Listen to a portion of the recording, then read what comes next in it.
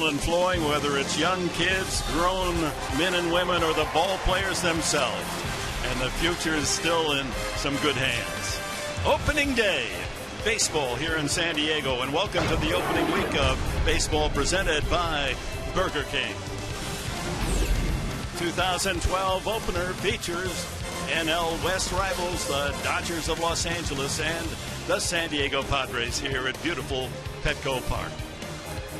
And hello everyone, I'm Dick Enberg and welcome to opening day, America's sports annual holiday, if you will. And here in San Diego, this day stirs the excitement, the memories of Randy Jones winning the Cy Young Award, Tony Gwynn flirting with a .400 season, 1984, 1998 World Series for the San Diego Padres.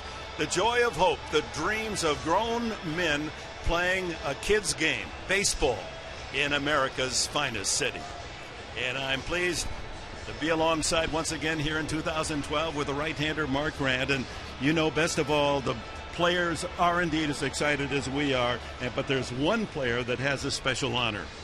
That honor is towing the slab on opening day. Here at Petco Park, it's going to be Edinson Volquez, the right-hander acquired in the Matt Latos trade from the Cincinnati Reds. You know, the Padres staff had expectations of Volquez in spring training. I think he surpassed all expectations. Great numbers through and through, maybe a little on the walk side, could be a little high, but he had all his pitches working for him.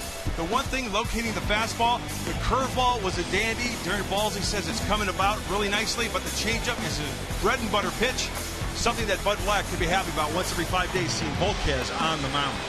And he will be opposed by the National League's best pitcher of a year ago. He's only 24. Clayton Kershaw won the Triple Crown of pitching. Not only had the most wins, the best ERA, and struck out more than any other pitcher. So if the Padres are going to start this season on a winning step, they're going to have to beat the very best in the National League. And an interesting thing happened this morning at 11 o'clock when we arrived.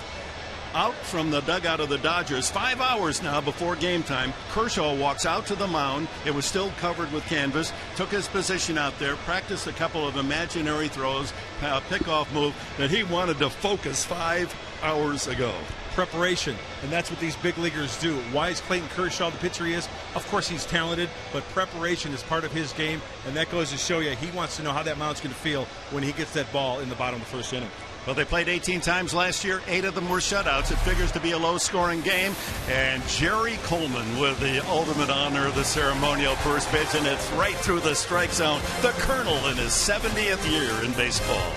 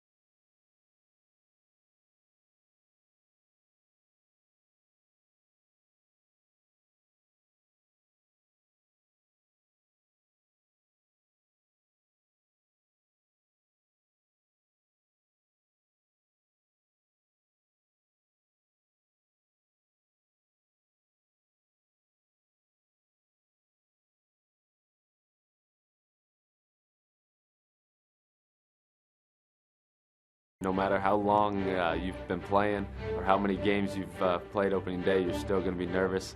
You get that those great butterflies. You go out to the park, see a sold out crowd. Can't wait to see the pageantry of the day, hear the first national anthem of the year, and get ready to roll. It's a special day. And Nick Huntley and the 2012 Padres take the field for the first time in this 2012 season in their sparkling new home whites, before this sellout crowd still filing in to Petco Park in downtown San Diego. Shadows could be a factor a little after 4 o'clock, and they'll grow from various corners, especially from the left field corner. As we look at the Dodgers starting lineup with D. Gordon, the speedy shortstop, Mark Ellis at second base, Matt Kemp, nearly the most valuable player in the National League last year, tremendous numbers. Andre Ethier hits cleanup. Juan Rivera brings some power to the lineup. James Loney at first base. Juan Uribe, the veteran, at third. A.J. Ellis behind the plate. And Clayton Kershaw on the mound. Edinson Volquez, 28 years of age, little Pedro, grew up near Pedro Martinez, the great Boston Red Sox right-hander who won the Cy Young 3 times and helped tutor young Edinson along. Called him Little Pedro, and had a good spring and has earned the spot as the opening day pitcher, as he was the Cincinnati Reds starter on opening day a year ago. Well, we've previewed Edinson Volquez very much in the spring, and now as he gets on that hill for opening day, the numbers were great. Well, the numbers he puts up from here on out go on the back of the bubble gum card, and that's what's most important, right? It's exciting for everybody. Yeah, he's been wearing a big smile since we saw him 3-4 hours ago in the clubhouse. And you know he's got some nerves, and one of the things that will be watched closely by Bud Black is his control. He'll have tendencies to wander from the strike zone at times, and that's something that he didn't do much of during spring training, and that pleased Darren Bolsey, the pitching coach. He also had the reputation of starting slowly. In his 20 starts with Cincinnati last year, he allowed 24 runs in the first inning. So getting through the first 3 outs is key as we open the year. Another big key for Volquez that Darren Balsley, the pitching coach, and Bud Black, the manager, want to see is Volquez, if he's going to throw 95 right out of the gate. D. Gordon, great speed, so Headley comes in on the grass at third, and Alonso shortens up at first. We're underway with a called strike by plate umpire Gary Darling in his 25th year of Major League umpiring. Gordon, the son of Major League pitcher Tom Gordon. A ball and a strike. He'll be 24 later this month, will Gordon be. Came up as a rookie and hit .304 last year and stole a bunch of bases in a short amount of time. You want to keep him off. Ooh, just missed. 2-1. So Darling behind the plate with Jerry Meals at first, Paul Emmel at second, and Scott Berry, the third base umpire. Good sign, Volquez, right out of the gate. The last 2 pitches, the velocity being 95 miles an hour. So he's got that wing really lubed up nicely. Under the watchful eye of Black and Balsley, the pitching coach. And the first souvenir of the new season off to the left. Our broadcast location has moved over a couple of booths, more on the third base side. So with those left-handed hitters up, we might get a souvenir or two this year. I've got you covered. I know you'll charge the line drive. He got him swinging with a changeup. Volquez logs his first strikeout as a Padre. Oh, look at the movement on that ball. That changeup dropped off the table and makes D. Gordon look sick, screwing him right into the ground. We saw this spring training changeup. He has not skipped a beat. What a way to start off this 2012 campaign. Here's former Oakland A's and Colorado Rockies infielder Mark Ellis joins the Dodgers this year and takes a strike. 95 with that leadoff fastball. His numbers last year, Colorado primarily. Goes to a curveball. Even though that pitch is called a ball, that's a great pitch for Ellis to see. I can try to sneak that fastball down and away. Skips this one in, another curveball, and it's 2-1 to Mark Ellis. Played his college baseball at the University of Florida, native of South Dakota. A big key for this Dodger offense this year. We know what Matt Kemp can do, but what is the rest of the lineup going to do? What is the run production going to be like for the Dodgers this year to complement a player like Matt Kemp? Back up the middle. Hudson with a backhand. The one-hop throw is in time. Alonso able to dig that one out. As Orlando Hudson, he gets his glove on it. You're going to be in trouble. Great hands. On the run, and this hop in front of Alonso, it's out far enough to where it really is not a tricky hop for Alonso, the first baseman for the Padres. Nice play all the way around. Well, you know you're one of the stars of the game when you're introduced and you're booed away from home, and that's the case with Matt Kemp, who just was absolutely sensational last year, hitting .324, as you can see, almost 40 homers, 126 runs batted in, nearly a .400 average on base. He does strike out. That's the only flaw in his game. Takes a fastball for a strike. 97, a little extra giddy up from Volquez. Where's his age on his uniform this year? 27, Kemp.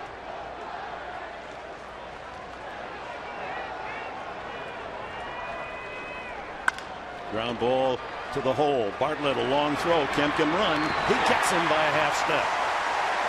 Good start for Volquez. 1, 2, 3, the Dodgers story. Maben, Denorfia, and Headley coming up for the Padres.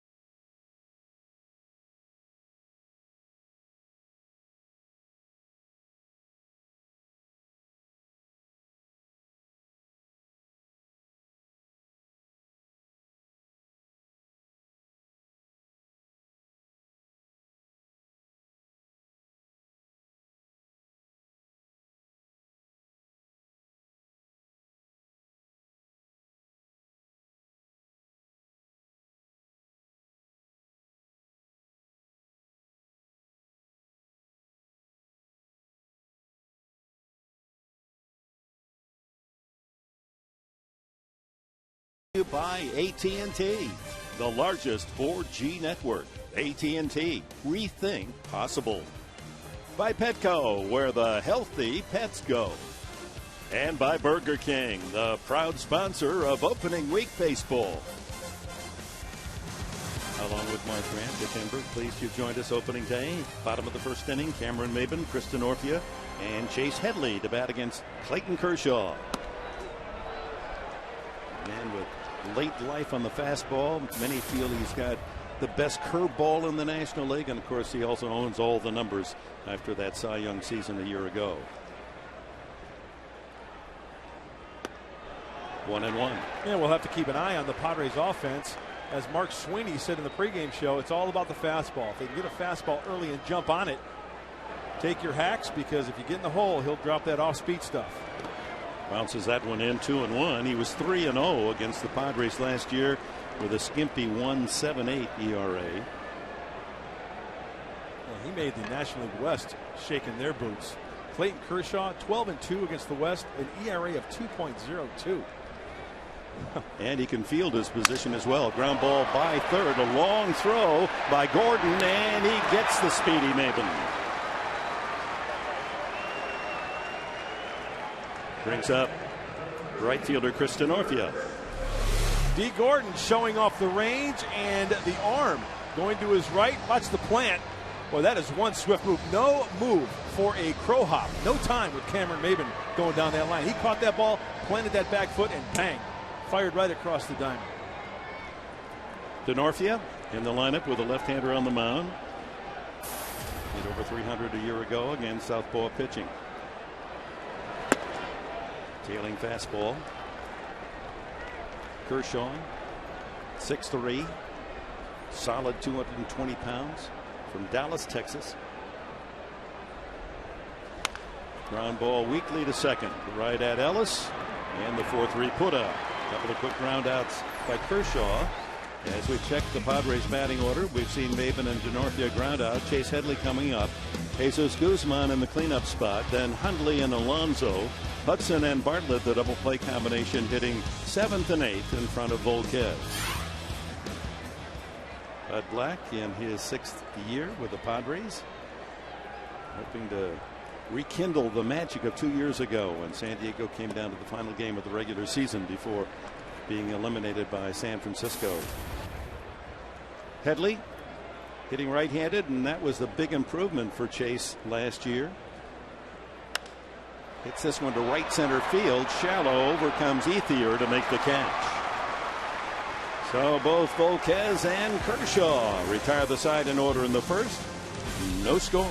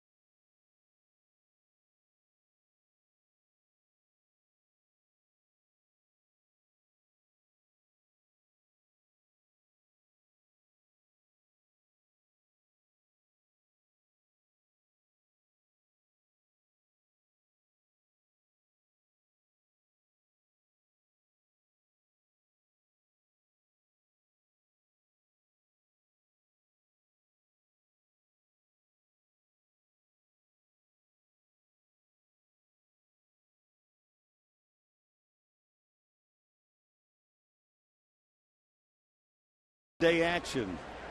Colorful scene here at Petco Park.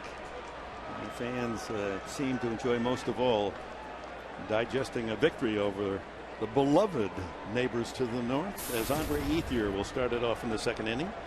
Former Arizona State star had a good spring, hit 385, 9 doubles, 3 triples, 3 home runs.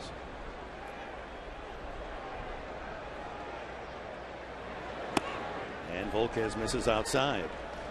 Well, it's pitcher's paradise opening day in the National League. The Mets shut out Atlanta 1-0 today. Phil shut out Pittsburgh 1-0. And Cincinnati blanked Miami 4-0. So the pitchers, as we go into opening day, have the upper hand. And Washington edged the Cubs 2-1 in a low-scoring game. And that's been the pattern, of course, of these two teams last year. They scored less runs than any two teams in divisional play, as Ethier clips that one toward the line and left. The run by Guzman into the corner for the out. Here is the San Diego Padre defense on opening day. Guzman, Maben, and DeNorfia left to right in the outfield. The infield around the horn, Headley, Bartlett, Hudson, and Alonso, with Volquez and Hundley in the battery. Getting details on the pitchers in those shutouts that we gave you. Roy Halladay for the Phils of 8 innings, 2 hits. No, that's a shocker. Johan Santana, 5 innings, 2 hits in the 1-0 Mets shutout. Yeah, that's a big key for the Metropolitans this year. And Santana. Volquez's teammate Johnny Cueto went 7 innings of 3-hit ball in the 4-0 shutout Cincinnati at Miami. So Miami, well, that was in Cincinnati. So Miami's lost their first 2 games. A check swing by Rivera. 4 home runs this spring, more than any Dodger. Hit 349. Came over from Toronto last year to Los Angeles and gave him a good sock in the middle of the lineup.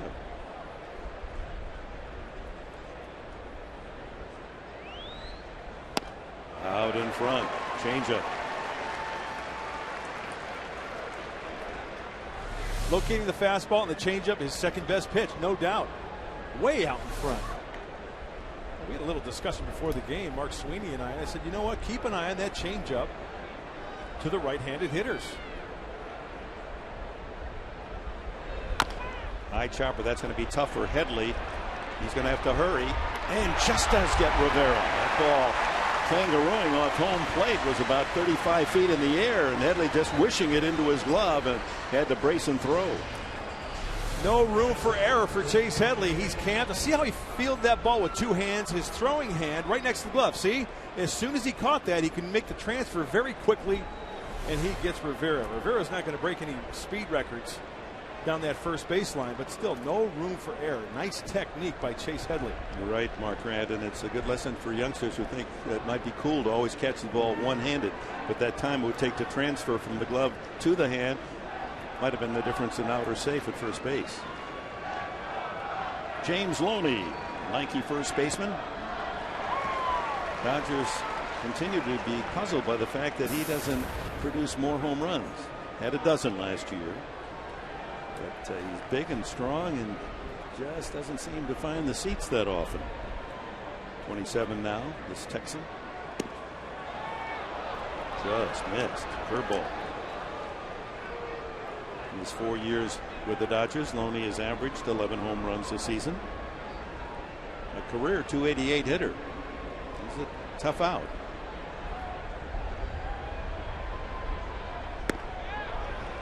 Not missing by much. The curveball prior to that changeup just missed off the plate. And Volquez, this is where, as we take a look at the changeup off the plate, Edinson Volquez kind of gave the old, I can't believe he called that a ball, walking behind the mound. And that's something that he's just got to erase from the hard drive. Get right back up on that hill and try to fire a strike, make an adjustment. 2-1 the pitch. That one misses. 3-1 the first 3 ball count. I think one of the advantages also for Volquez is he will be able to pitch to more of the plate here at Petco Park rather than try to nibble a little bit. Go right after these guys in the outer third. Pulled foul.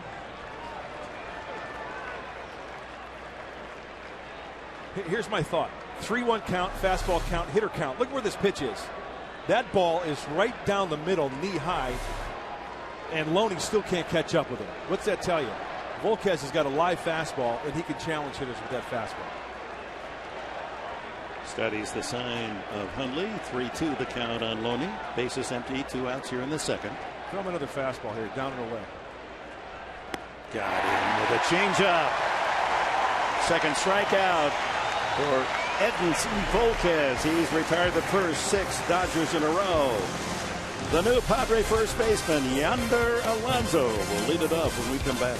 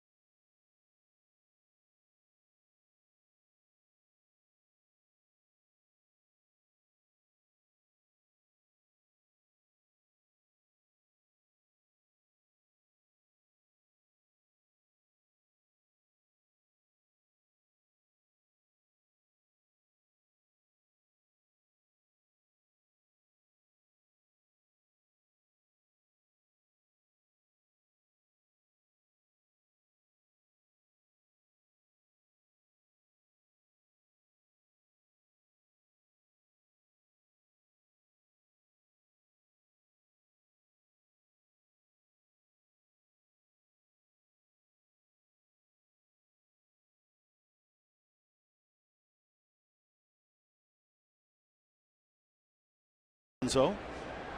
Guzman, a 308 hitter this spring, 6 home runs to lead the team. And takes it inside, ball 1.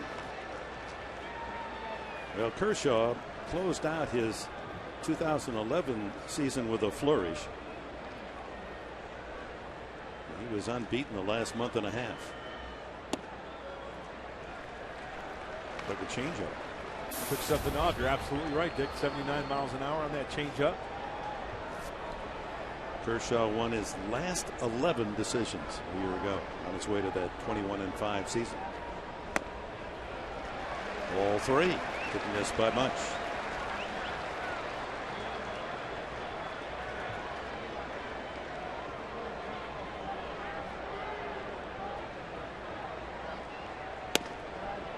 And on the outside corner at the knees, 3-1.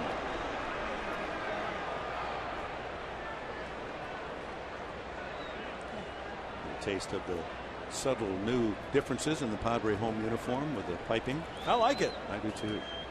Ground ball sharply to third, handled by Uribe. And that's 4 in a row as we go down to Britt McHenry. Britt. Hey there, guys. If you want to get involved besides just watching the game, follow Fox Sports SD on Twitter and let us know this question, the answer to this question. What is your favorite opening day memory? Hashtag opening day. Let us know and we'll read a few on air. Back to you guys. All right. Thank you, Britt. I think of my late grandfather. He didn't have a Twitter account. No, he didn't. He didn't, no. But he owned a little grocery store in Mount Clemens, Michigan. And he was so proud that he saw every opening day game of the Detroit Tigers in the 20s, the 30s, and into the 40s. Oh. Nick Hundley, best of all the Padres this spring at 432. He had a 1935 autographed baseball of the Tigers, another one, the Chicago White Sox. Another ground ball, scooped up by Gordon. For the 5 outs on ground balls by Kershaw. Here's the Dodger defense. Rivera, Kemp, and Ethier in the outfield. Uribe at one corner, Loney at the other, with Gordon and Ellis up the middle. Kershaw and Ellis the battery. The two Ellises are not related.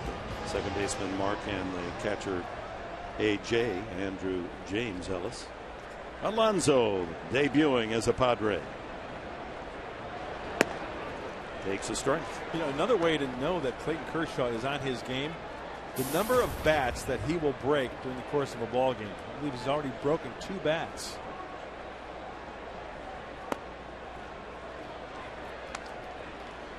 That means he's missing the sweet spot. A lot of movement, late movement. Absolutely.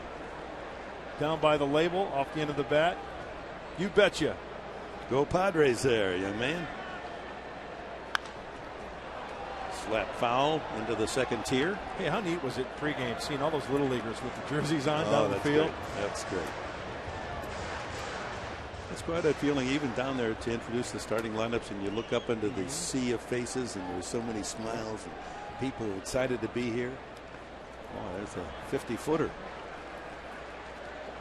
2 balls, 2 strikes to Yonder Alonso. If you're just joining us, we're looking for our first base hit of the new season.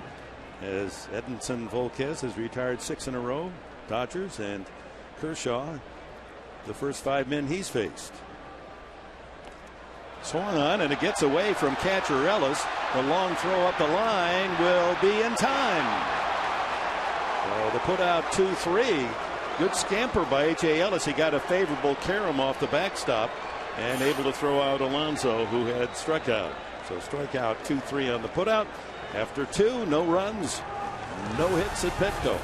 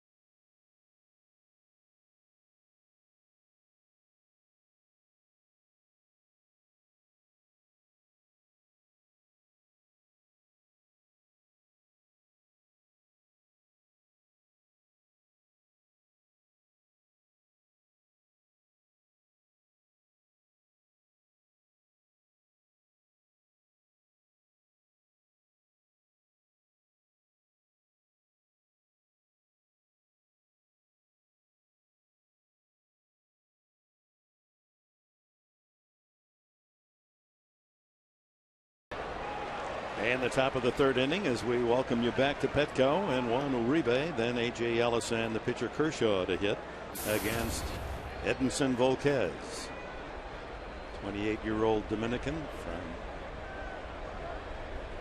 Cincinnati Reds a year ago. And Uribe fouls. It's 0-2. 33-year-old countryman is Uribe of Volquez, now in his 11th season.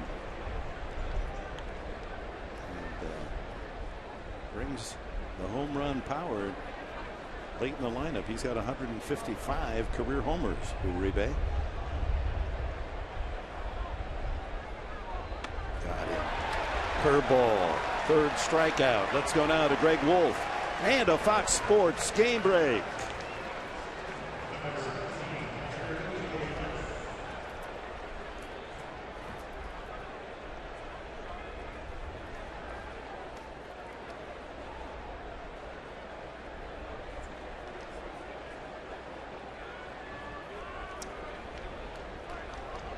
That's all the Reds needed today as they shut out the Marlins 4-0. Jay Bruce going long ball. And Volquez starts A.J. Ellis with a strike. 7 straight retired by Volquez, 3 on strikes. The off-speed stuff is really complementing the fastball of Edinson Volquez this afternoon. Look at that. Powers, that 94. Most pitchers will have the curveball or the slider as their secondary pitch. Volquez will drop that changeup on him. He might triple up on him here. He might be guessing something off speed and blow the fastball right by him.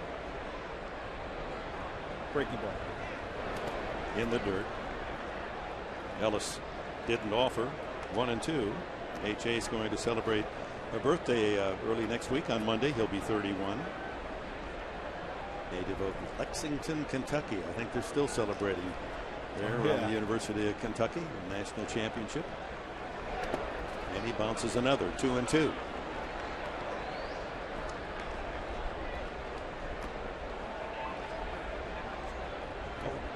All the butterflies, if any, from Edinson Volquez have got to be on their way out of Petco Park. He seems very comfortable on that mound. Looks free and easy out there.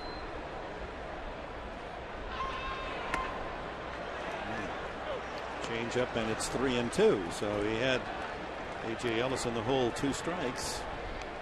And now the catcher of the Dodgers works the count full.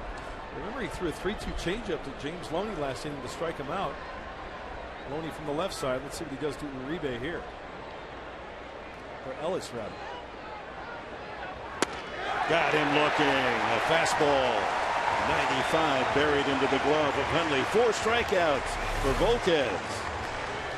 He went with the 4-seam fastball, and it's a great frame job by Nick Hundley right on the outside corner. No chance for A.J. Ellis. He may have been thinking off speed there. He didn't offer it to foul it back. And he's gone through the order, and now the number 9 hitter, the pitcher Kershaw. Not a bad hitter, as we recall.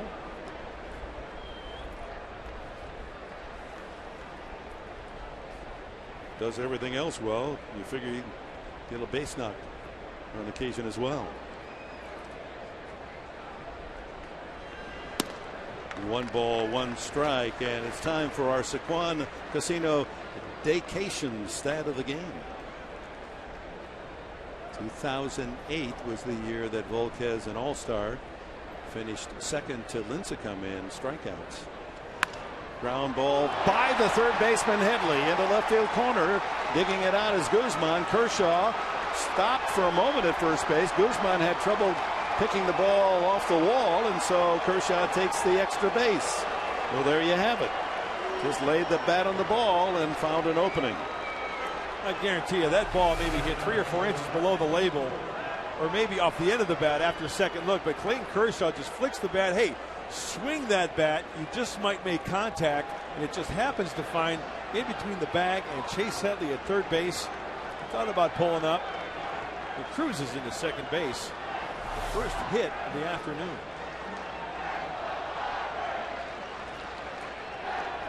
They charged Guzman with an error, a single and an error as the ball skidded away from him. So Kershaw in scoring position for the leadoff hitter D. Gordon. He struck out swinging the first time. Now I want to see how Volquez reacts after giving up that single and error to Kershaw. And having to work from the stretch for the first time. Exactly. Both men having the luxury of full windups to this point. That off the head of the bat and quickly in front of Gordon. 2 strikes is Volquez. Edinson pitched 3 times here at Petco with the Reds. It's 1-1. Good ERA, 2.33. 2 outs. Kershaw in scoring position. 2 strikes the count. Chop foul. I know we've been praising the changeup of Edinson Volquez, but my goodness, he's got a darn good curveball as well. When Darren Balsley, the pitching coach for the Padres, mentioned that in spring training, he said, you know, you're going to talk about the location of the fastball and the changeup, but his curveball is a 12-6 hard curveball. There's the Padre pitching coach. He lives and dies with every pitch. He's constantly studying. He's such a good teacher. 0-2 to Gordon. Ooh, good stop by Hundley as that ball bounces in.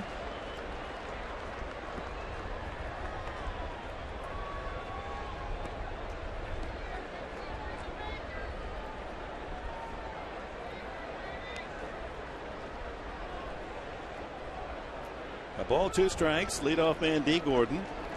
Volquez, no walks, has struck out 4.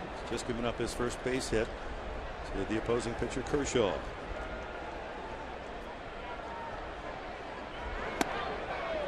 Drives him off the plate with a 94-mile-an-hour fastball. Trying to straighten him up with that 2-seam fastball.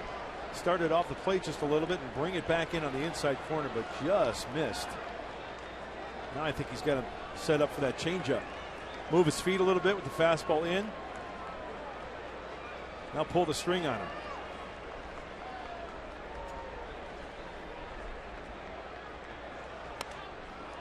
Foul back out of play. Gordon has a story similar to Will Venable, both young men with fathers who played Major League Baseball. Max Venable, an outfielder, Will's dad, and this young man, D. Gordon's father, a pitcher.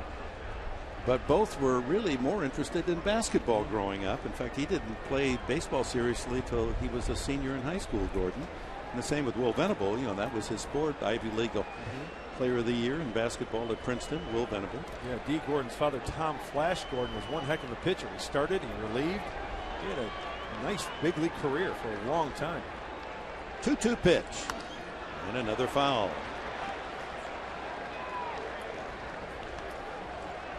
Yeah, we're pleased that you've taken time to be with us. And of course, this year, every game here on Fox Sports San Diego.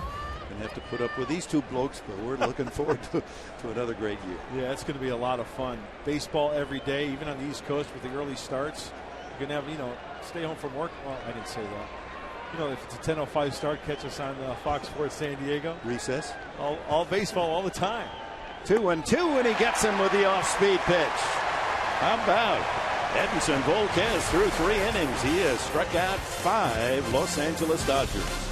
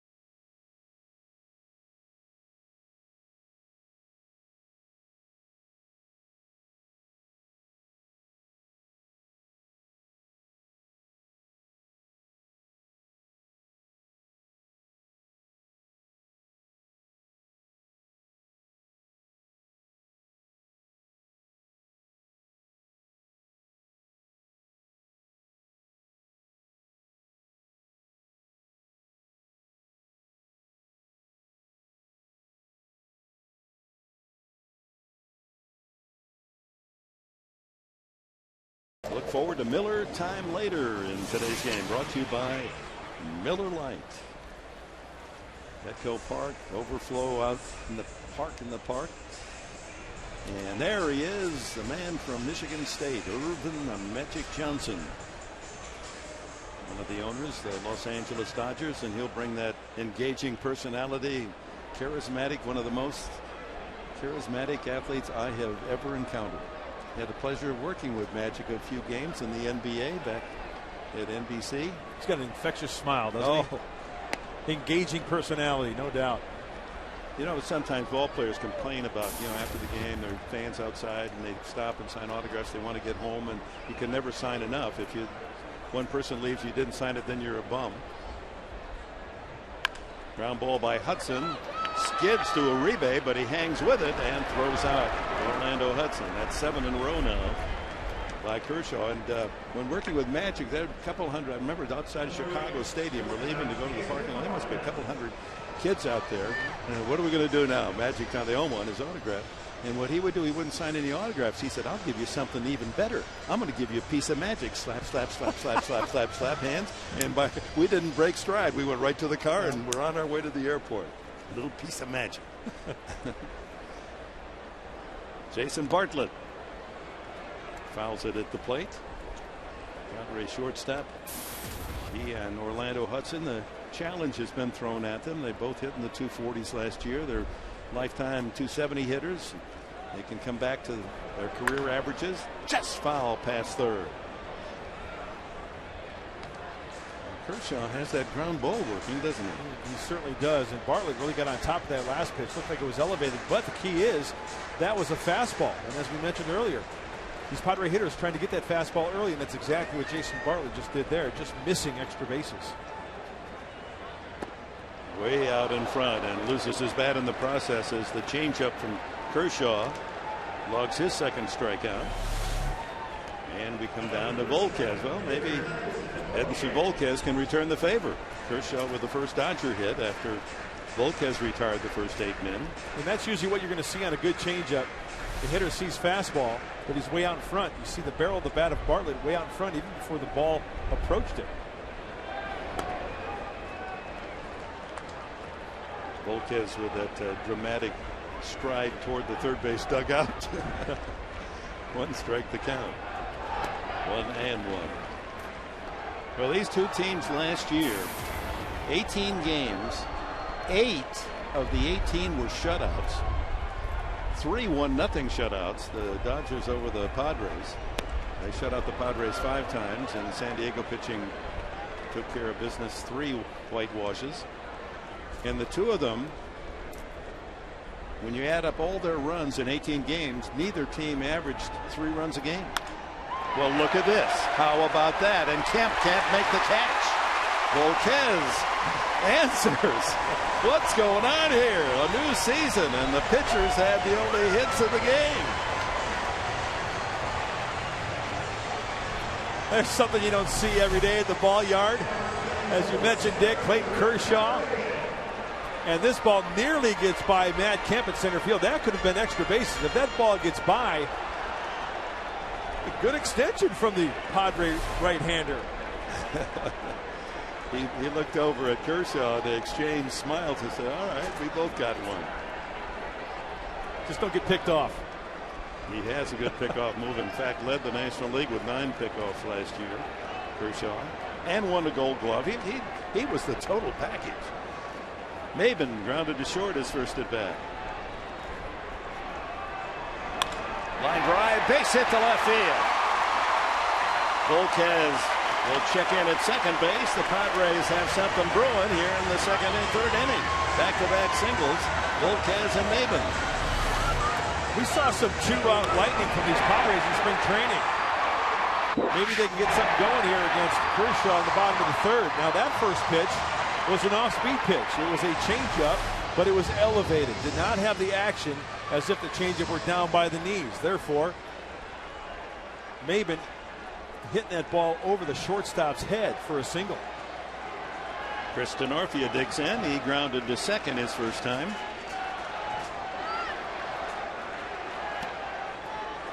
Ball 1. Chris, a good spring, hit 323. There are his numbers from a year ago. Much better against left-handed pitching. Second time around in the order now for the Padres. Second look at Kershaw. He bounces this one, and the runners will advance. Volquez to third, Maben to second. And now a base hit can do some two-run damage.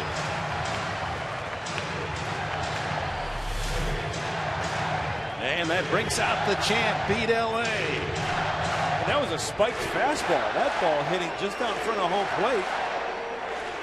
Not many times you see a pitcher spike a fastball.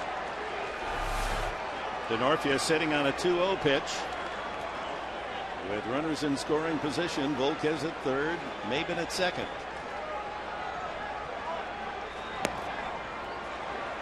Lays that one down the middle, 2-1.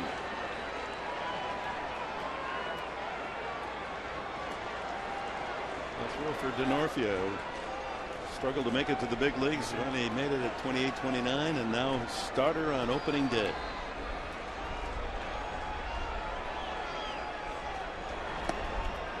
Low and inside, 3-1. And just because it's a 3-1 count, a fastball count, does not mean that Kershaw is going to throw him a fastball. Remember, first base is open. You might see an off-speed pitch here. He might want to pitch to Headley with the bases loaded and 2 outs. Ball 4, and the bases are full of Padres. Kershaw working from the stretch for the first time, and now gives up singles to Volquez and Maben, loads him up on the walk to Denorfia, and here's Chase Headley. Fly to right field, his first at bat.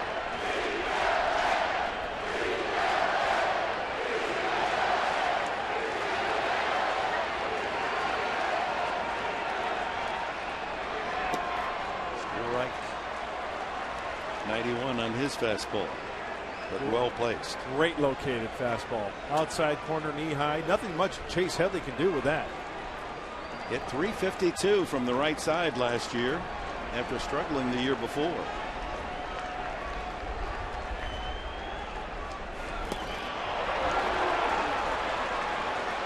Looked like an off-speed pitch, like a slider, just kind of throwing a little wrinkle up there. I mentioned before, it is the second time around. It's one of the first times we've seen a slider from Kershaw. It's mostly been bigger breaking balls and changeups along with the fastball.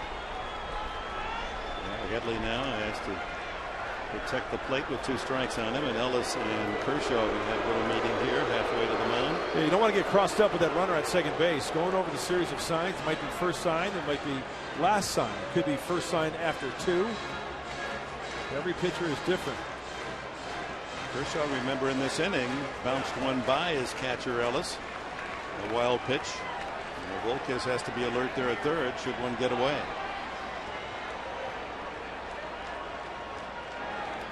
He does bounce this one, and it's blocked by Ellis. Looks like another short breaking ball, that slider. Let's check out Ellis. Seeing that ball in the dirt, getting out of his knees, keeping those shoulders parallel to the infield, so if the ball hits the chest, it bounces right out in front of him. Score a save for Ellis. Volquez, Maben, Denorfia board, 1-2 the count. Strike 3 call. Yep, inside corner, and Headley caught looking. Padres got a couple of hits in the third, and they leave the bases loaded as Kershaw comes up with a big pitch on Headley.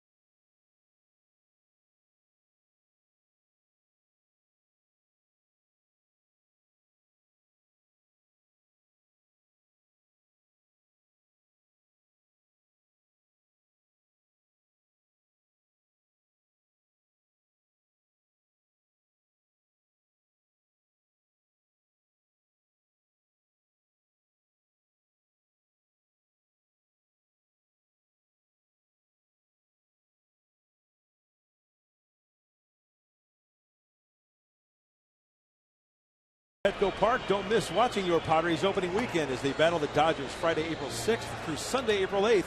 Friday, fans in attendance will receive a 2012 scheduled cling for the refrigerator. Everybody needs one. Presented by Aladdin Bail Bonds, and enjoy fireworks right after the game. Don't wait. Be sure to buy early and save at Padres.com or get on the horn and dial 619-795-5555. Oh, make it sing there, Mudcat. You know, you always get a special kick on opening day, no matter how many you go through. That's the Geico quote of the game. You look forward to it like a birthday party. When you're a kid, you think something wonderful is going to happen. The quote of the game. The Geico quote of the game from Jolton Joe DiMaggio. Padre fans on the edge of their seats, last of the third with the bases loaded, but Kershaw came up with the goods against Chase Headley. So we go top of the fourth, still no score. Mark Ellis, Matt Kemp, and Andre Ethier, heavy end of the Dodger order against Edinson Volquez. Ellis grounded to second his first time.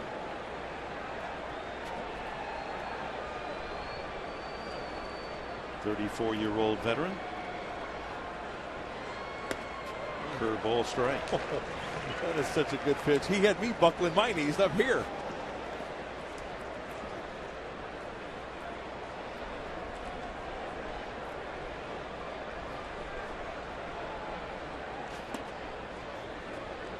And he throws a changeup, dips low, 1-1.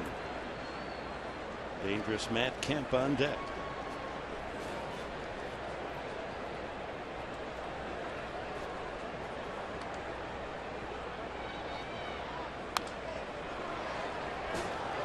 Tomorrow, 6 o'clock for Padres Live here on Fox Sports San Diego. It'll be Billingsley for the Dodgers and Lupke for the Padres. Good matchup. Then Saturday, 4:30 for our Padres Live to kick off the action. Chris Capuano against Dustin Mosley. Chop to the right side. Alonso an in between hop, and he'll outrace Ellis to the bag.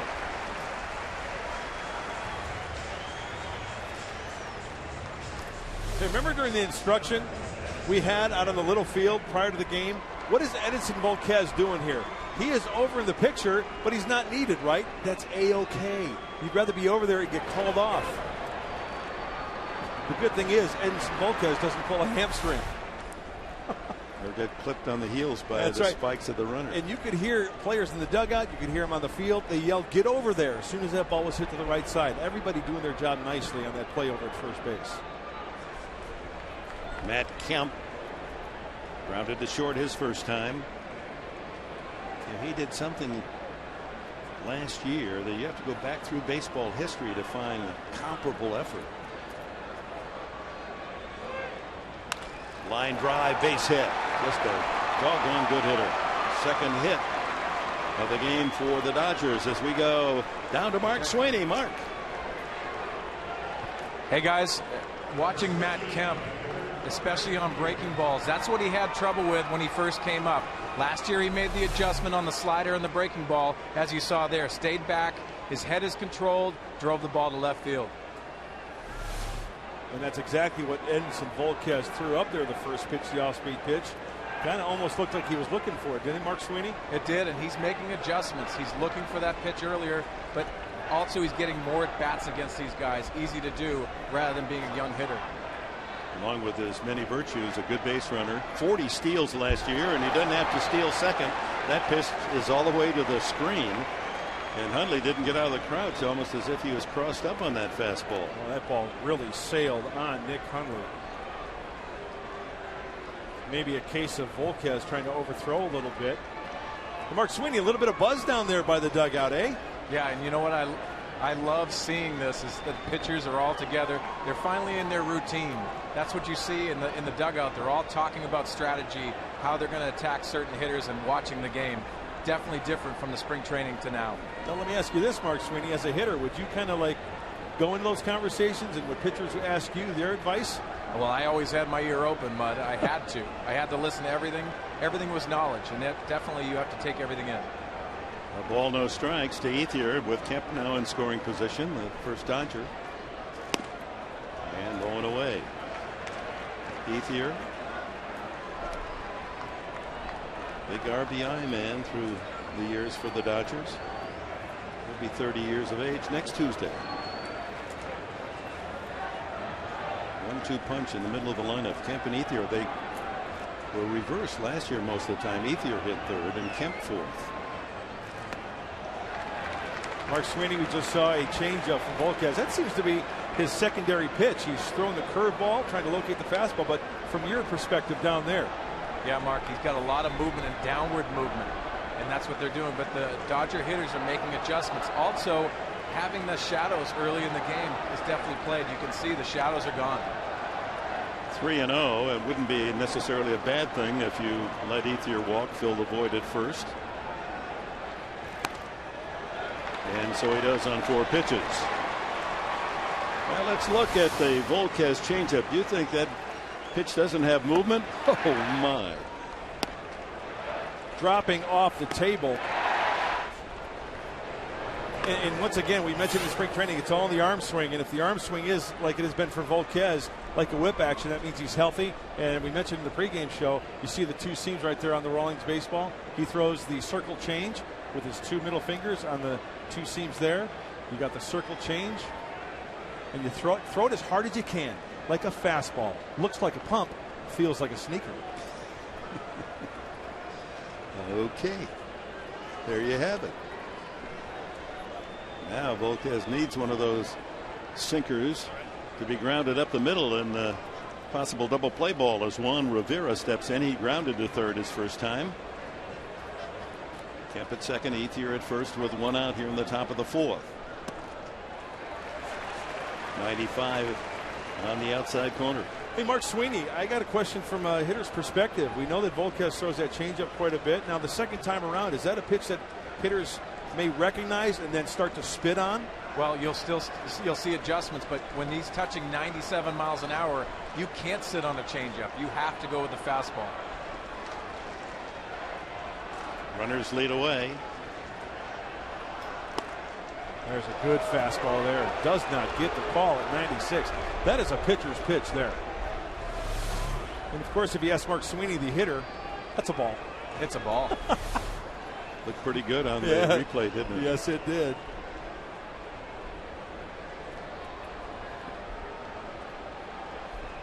Big Juan Rivera with 1 out and 2 on here in the 4th as the Dodgers threaten. Nice 2-seamer here for a ground ball. And it's a broken bat looper into center field for a base hit.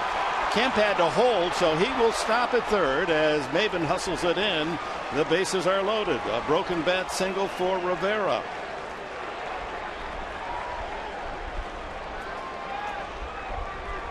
I know we preach about pitchers keeping the ball down. On contact, watch where on contact that ball, that's thigh high, upper thigh high. If that ball is down, it's a grounder, a weak grounder on the ground. That's why pitchers have to concentrate. Volquez didn't get the call prior to that pitch on that low fastball. But when you elevate it like that, sure, you lose your bat. You're not going to use it anymore. It's broken, but it's elevated, and it's dumped into center field on the fly for a base knock.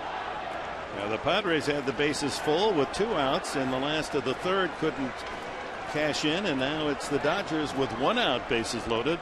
Kemp, Ethier, and Rivera aboard for James Loney, who struck out his first time. Changeup.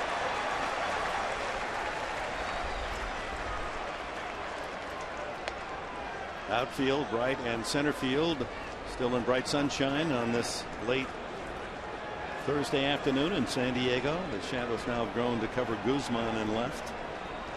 Stretching out toward position behind second base, the light standard shadows. Loney spreading out. In the dirt, and Hundley able to dig it out. 1-1.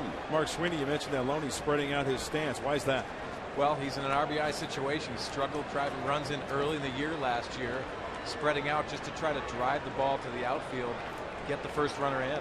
And you are absolutely right. And he made adjustments as the year went on. Finished the year going 327 with runners in scoring position for the Dodgers. Infield back, they'll concede a run for a chance at a double play. 2-1. And a tough inning for Volquez. Gary Darling with a tight strike zone, and Bud Black barking out at him. Pretty good pitch. Too close to call, huh? Just a little outside, according to Darling. 2-1 then to Loney.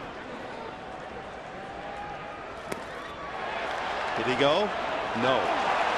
3-1, and now Volquez in a tight spot. Has to throw a strike or the Dodgers get a run. I think he went. The barrel of the bat didn't cover home plate. No? No. Few pitchers. I know Sweeney will agree with me. There's a big offering coming up from Volquez with Loney in the catbird seat. 3-1.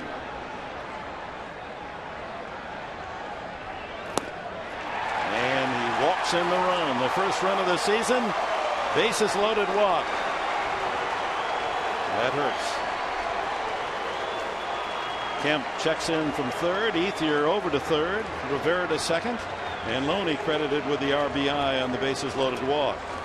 Tried to go two-seamer away, tried to induce a grounder, keep the ball on the infield, and pitching coach from the Padres, Darren Balsley, out to have a little chat. Here's the last pitch.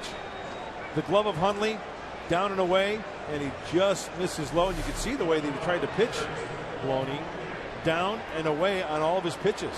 And according to our pitch track here on Fox Sports San Diego, that confirms the eyesight of plate umpire Darling that all those pitches were out of the strike zone.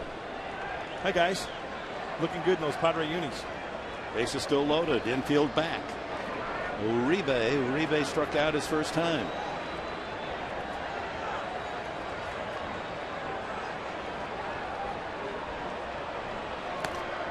So, this is where I want to see Volquez make the adjustment.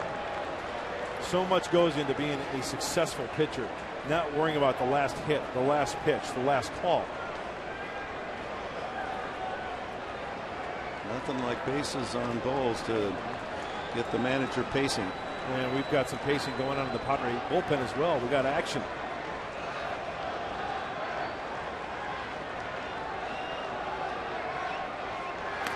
All the way to the screen. Here comes the runner from third, Ethier. The throw to the plate, and they get him. What a throw and tag by Volquez. Oh, my. That was big league stuff. Hundley playing the carom, and from his knees, a perfect throw right on the home plate into the sliding Ethier. We talk about pitchers throwing strikes. How about Nick Hundley? From his knees, throw that strike. Volquez, very close play. Very close play. Volquez tries to get the glove down. Does Ethier go around it? He may have been safe. Padres may have caught a break, but you know what? He's called out. He touches the plate. I think he's safe. But hang with him. Gary Darling calls him out. The home plate umpire. So 2 away. Runners move up. Rivera and Loney. Rivera now at third. Loney at second with 2 out. And Uribe with the count 2-0. And well, that could be a big play in this game. Yes, sir. Get Uribe here. Swing and a miss. Change up.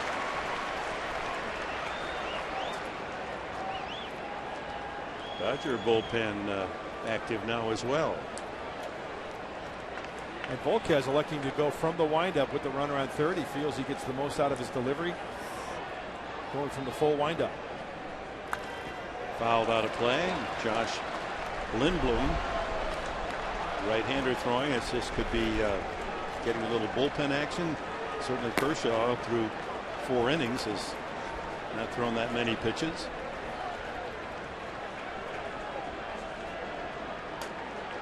Anthony Bass for the Padres getting loose. 2-2. The count on Uribe. Way outside. First base open with A.J. Ellis, the catcher, on deck.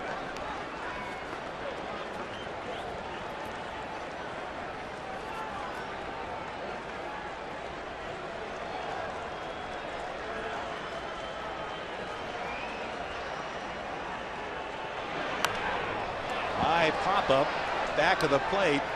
Hundley will watch it sail into the stands.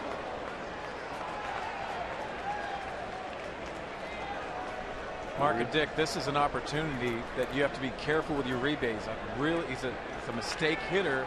You get that breaking ball or changeup elevated, he can hurt you. He does expand on the zone, so you have options here. That's a good point, Mark, because we have seen Uribe in the past with a slider speed bat, quite frankly. Don't you agree? Yeah, and I really like how Hundley's going out there to check on this here. You don't want to make a big mistake here and limit those big innings. You have options with a late at the end of the order here. Just make sure you're on the same page. What I mean by slider speed bat is that his bat has a chance to catch up to that slider because it's a slower pitch.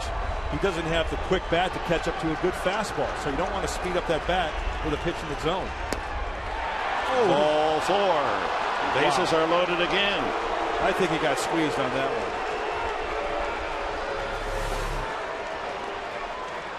Wow, that's a good pitch. Yeah, that's right there for a strike. Is that on the block, you think, Dick? You think? That's in there. Yeah, it looks like it was right there, huh? Couple of walks here and a wild pitch. 1 run home, but Volquez still with a chance to bail himself out of this, what could be a potential big inning for the Dodgers, and limit run scoring to 1. Ball 1, and you almost have to throw a perfect strike here. Darling is thinking wild pitcher. I mean, it's one of those conditions where you start not throwing strikes, and an umpire starts thinking everything's a ball.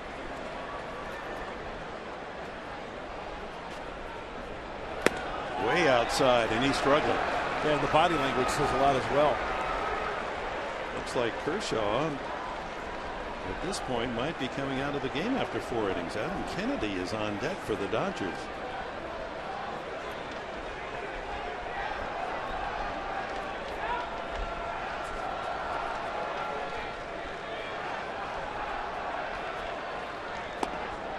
There's a strike, 2-1. He's got to really bear down here and get his troops back in that dugout, trying to get that run back. Can't let the calls affect him. And that might be a story here. Kershaw with 39 pitches. Uh-oh, 3-1. All of a sudden, he's just not had the control. I mean, when he's missing by a lot. The last few pitches. The first pitch of the at-bat, a changeup was up for a ball. Majority of the changeups in the game have been down. Bases loaded, 3-1. Volquez has walked in 1 run here in the 4th inning. That's in there, and Ellis taking all away. Full count. Burns will be off here. Down and away, perfectly placed. That's what looks like the pitch to Uribe. Bingham's looking for a strikeout pitch. 3-2. The runners take off. Ball 4. It's 2-0. Oh my. 3 consecutive walks. 2 of them with the bases loaded. And the Dodgers lead 2-0 on a gift inning. Well, that was one of the difficulties for Volquez last year. He would get into these patches of wildness. The inning started with a single by Kemp with 1 out. Then Ethier walked. The broken bat single by Rivera to load the bases. Loney walked to force in a run. The Padres were fortunate that Loney was thrown out on the wild pitch that carried him back to Hundley, who threw to Volquez for the out. Then Uribe walked to reload him, and now Ellis with a bases loaded walk, and Adam Kennedy the pinch hitter.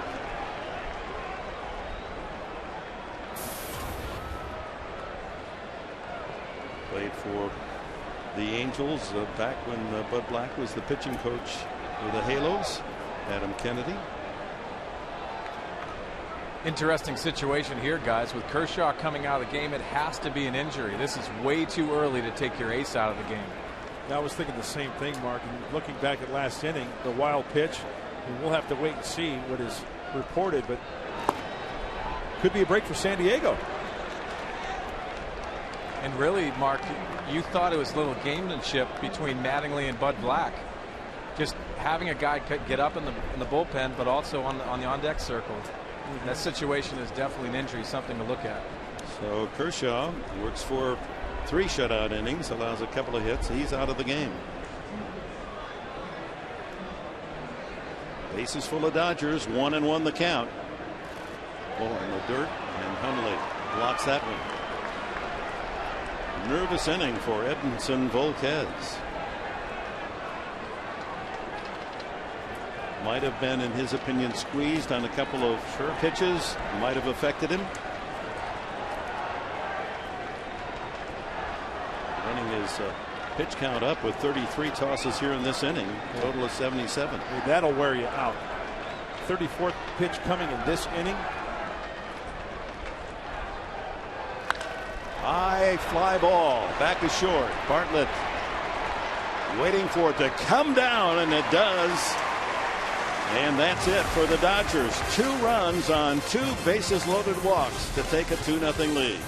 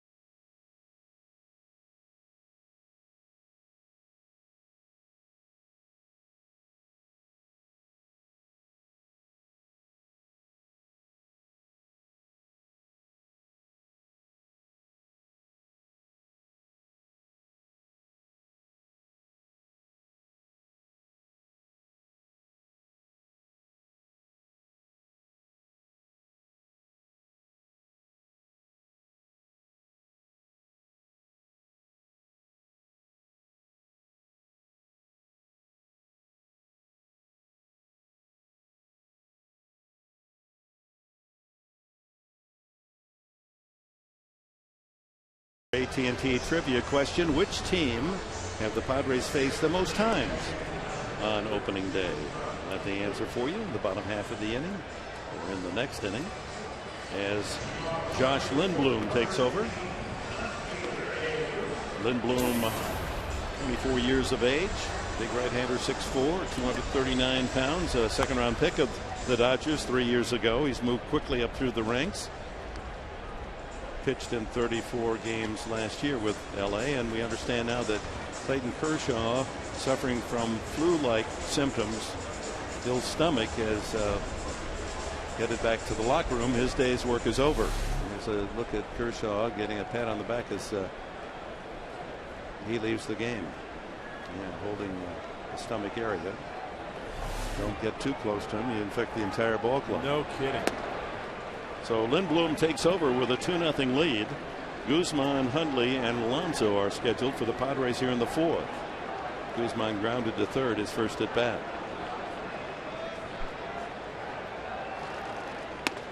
Check swing and a foul tip into the glove of Ellis. 0-2 the count. Well, Mark Sweeney, Clayton Kershaw is out of the game. Now a right-handed twirler is out there. What's that do for this lineup for the Padres? Well, look for Will Venable, because that's the guy that they're going to insert because they want that lefty-righty combination. But this is huge for this lineup. It's actually a boost coming off that tough inning where they limited 2 runs. But this is huge for the offense for the Padres. Lindblom pitched both at the University of Tennessee and at Purdue University. Big right-hander, throws a fastball, slider, a curve, and a change. He's bounced between starting and relieving over his career. Last year was the first year that Lindblom was exclusively out of the bullpen. Fastball, high 80s, low 90s. Pretty straight on the number 1. Slice down the right field side, and that'll curl out of play. Clayton Richard, the lefty of the Padres when he was in high school, was the Indiana High School Baseball Player of the Year, and so is this young man, Lindblom. Just saw Kristen Orfia going to the 3-ring binder, checking out the scouting report on Lindblom. He, like Richard, from Lafayette, Indiana.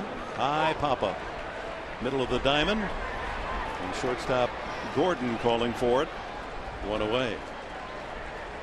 You can be part of all the action 2012 season tickets with the Padres and enjoy great benefits all season long, like discounted parking, exclusive events, and much more. It starts as low, it's hard to believe, it's just $7 a ticket to get season tickets, folks. So plans are flexible, and you fit your particular needs and where you want to sit and what games you want to see. Don't wait, get your 2012 Padres season tickets today. Call 619-795-5555.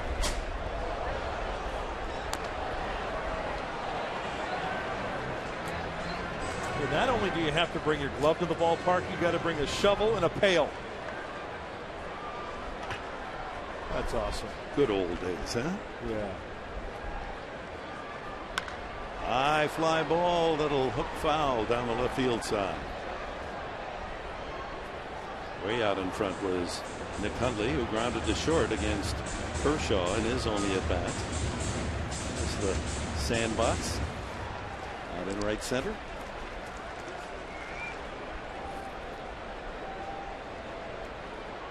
This area that we just showed, the sandbox out there. Broken bat ground ball to the first baseman Loney. He'll do the work himself just in front of Hundley. It's one of the deepest part of this ballpark. So if you get a guy that hits a ball out there or beyond, that is really quite a poke. And when you look at that area there, that's usually where Mark Sweeney finds his golf ball when he's on the golf course.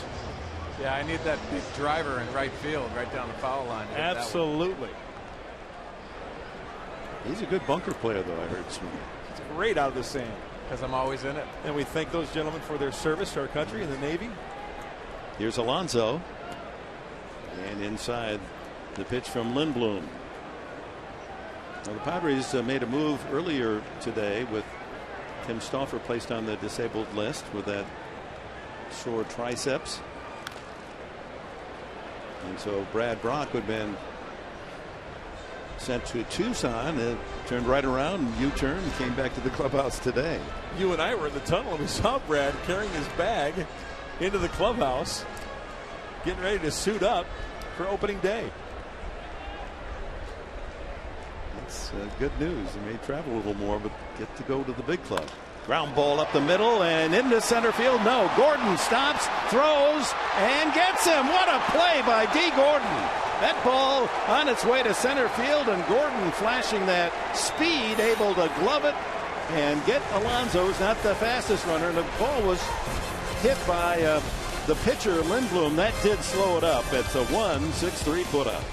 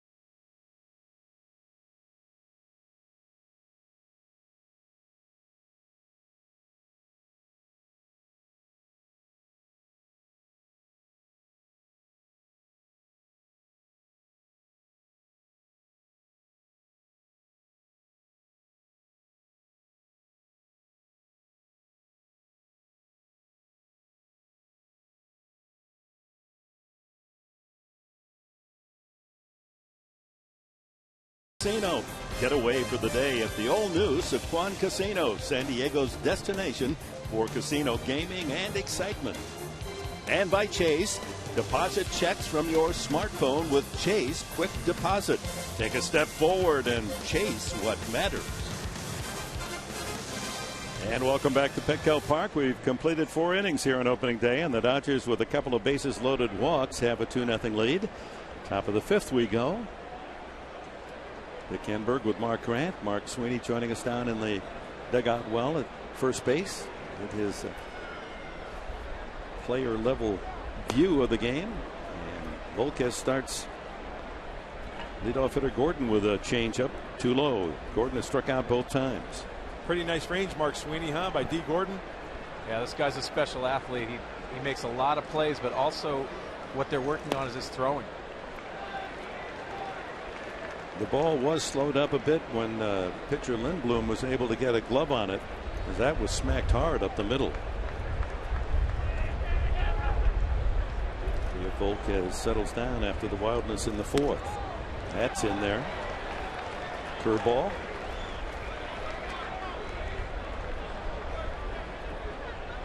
'44th Padres season.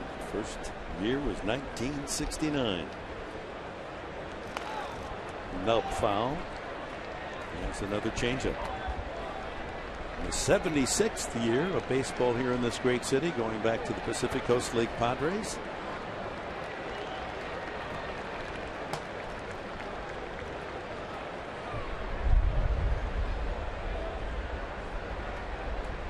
Ball, 2 strikes on Gordon.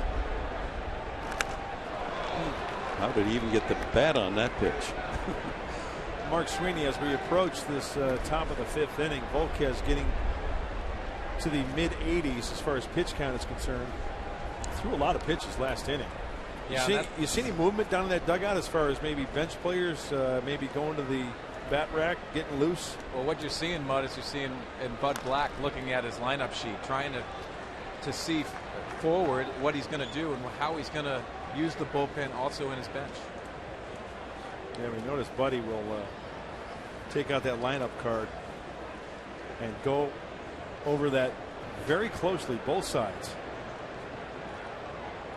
He's without the services of Mark Kotze, who is on the DL.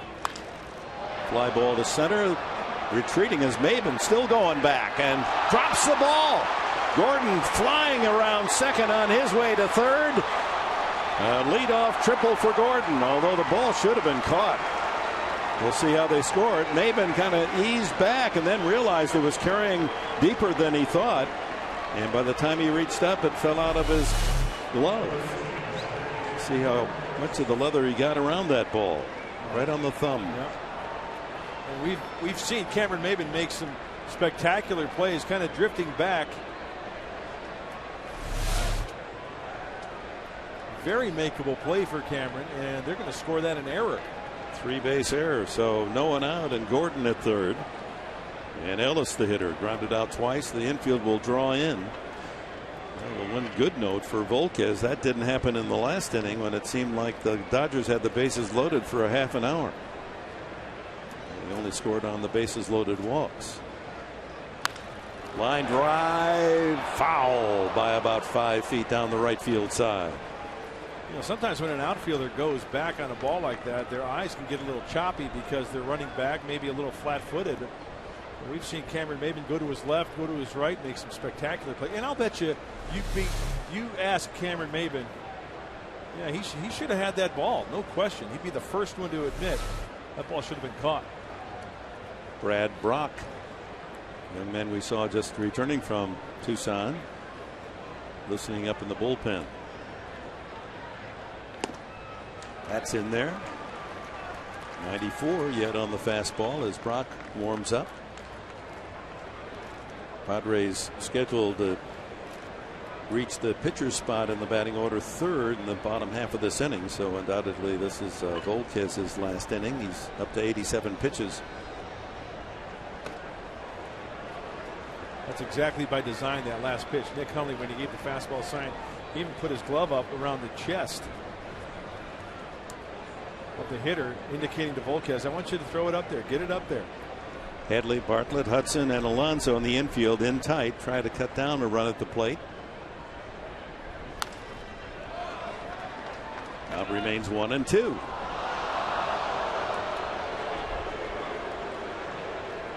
Dodgers lead 2-0. Fan gets a kind carom and has himself a Major League Baseball to take home on opening day. Wearing the right city number, city letters on his shirt.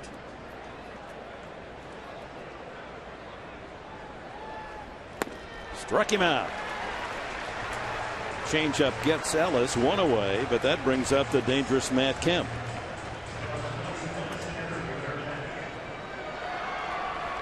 Six strikeouts for Volquez. Kemp's single to left and scored the first run of the game back in the 4th inning.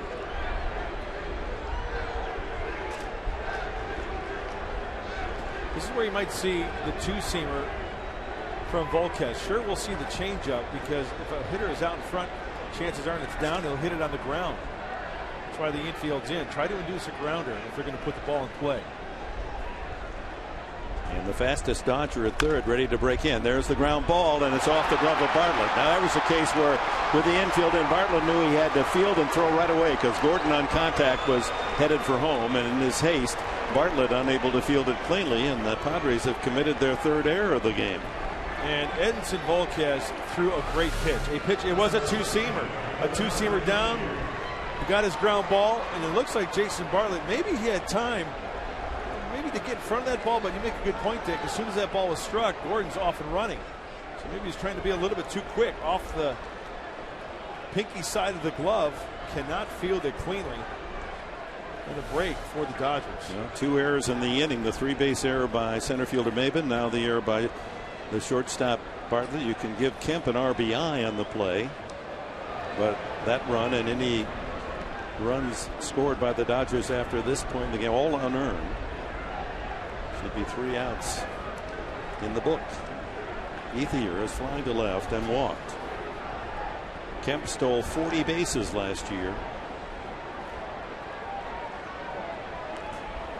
Started to say the last time he was up, some accomplishment that you have to go back through baseball history to find names that were able to be in the top 4 in the league in home runs, RBIs, runs scored, and stolen bases. Top 4 in all 4 of those categories.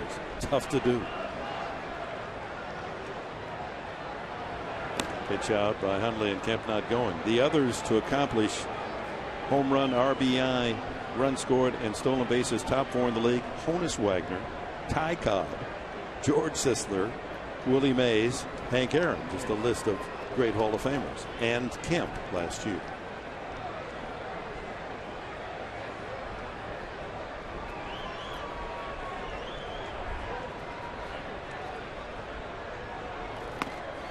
(2-0) to Ethier. And you know, 1 year ago to the date, there were probably a lot of baseball people saying, you know what are we going to do with Matt Kemp? But boy, did he turn it around and have a great year. Remember, he and Larry Boa, the coach of the Dodgers, got into it a couple of years ago. Boa felt he wasn't working hard enough to take advantage of his many skills. Can he duplicate last year? Can he drive in more runs? Can he hit more home runs? Can he still hit for average? Dodgers think so. They've extended his contract well over $100 million. There he goes. Throw by Hundley is there in time. Nice throw, Nick Hundley. They erase Kemp. 2-6 on the putout. Well, that's the 4th out of the inning. Nick Hundley throwing some good throws to his teammates. Remember the play at the plate to Volquez to get the runner, and now to second base to get Kemp. Nicely done. And Bartlett out in front of second base, almost blocking the second base bag to erase Kemp. Count 2-1 on Ethier.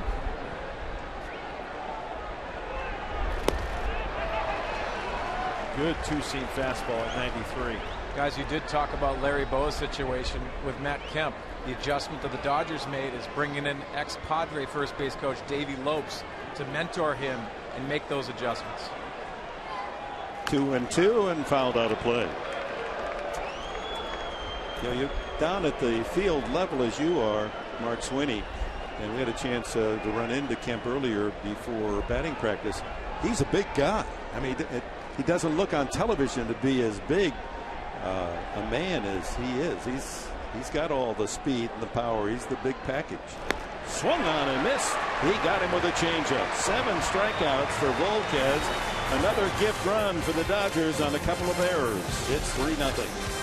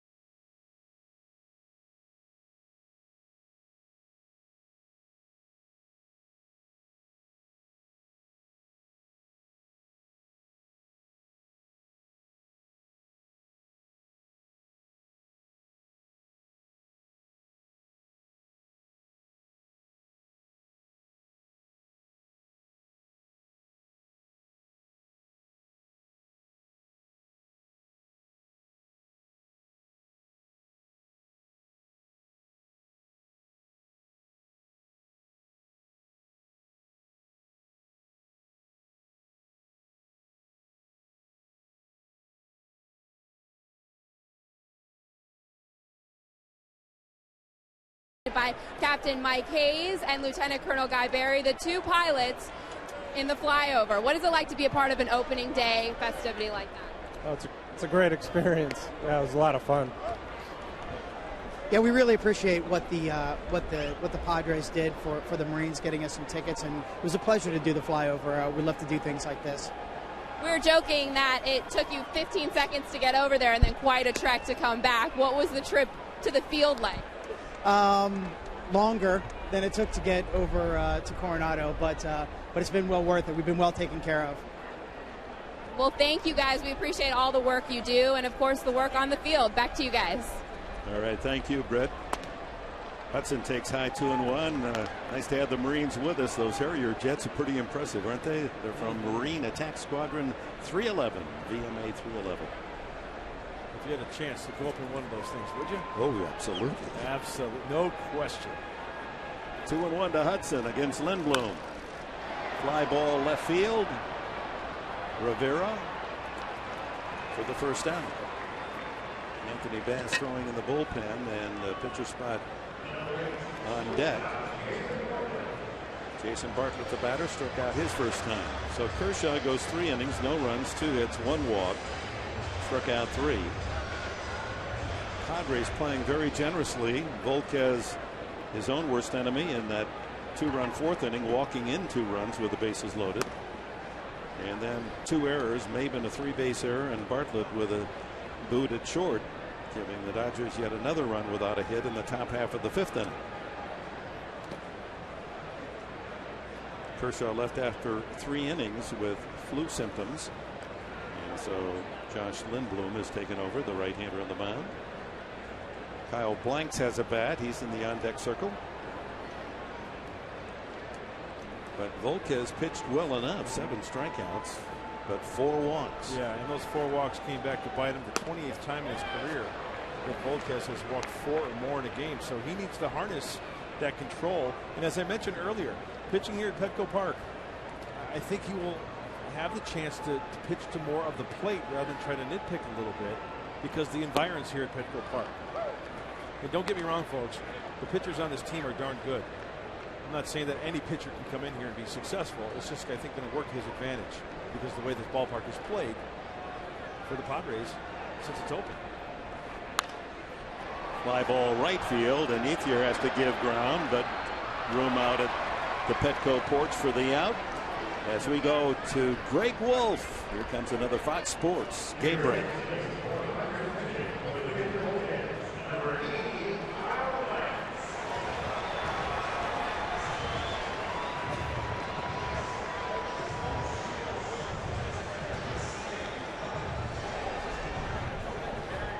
Well, that's 16 innings. You got the money's worth in Cleveland, except the locals went home a loser as Toronto wins at 7-4.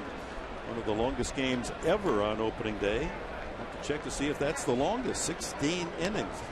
We're getting that confirmed.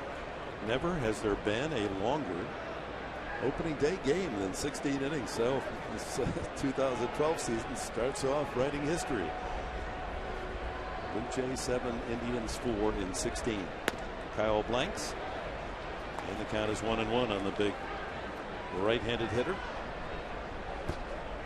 2 outs, bases empty as Lindblom has retired all 5 men that he has faced.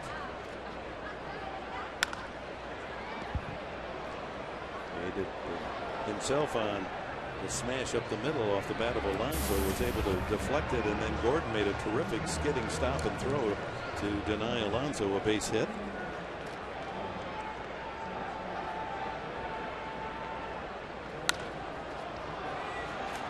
Back of first in foul territory and slicing just into the first row of the aisle back of the Dodger bullpen area, and the count remains 1-2 on Kyle Blanks.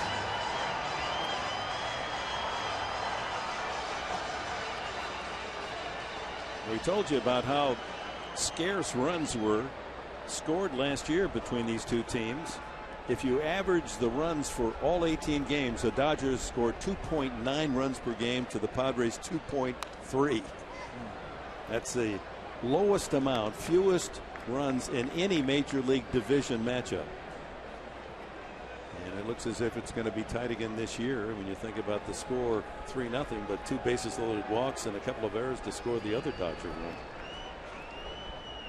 The Padres need a couple base runners, maybe a blast. And I want to ask Mark Sweeney, who's down near the field. You know, Kyle Blanks, this at bat, Mark Sweeney, has seen a couple fastballs. I remember you preached in spring training. It's all about the hitters getting early fastballs. Kyle Blanks has missed a couple of fastballs this sequence. Yeah, it is, Mark. And Orlando Hudson coming in, and also Jason Bartlett coming in, motioning to some of the hitters behind them that he has a little cut action on these pitches. You're seeing the 93, you're also seeing 91. The little movement that comes into the cutter action gives hitters problems as well. Good stuff. Blanks a .325 hitter this spring with a home run, 3 doubles. As Carlos Quentin won't be available for a couple of more weeks with a knee surgery. Swung on and fouled into the glove of Ellis. So 6 up, 6 down against Lindblom after 5. 3-0 Dodgers.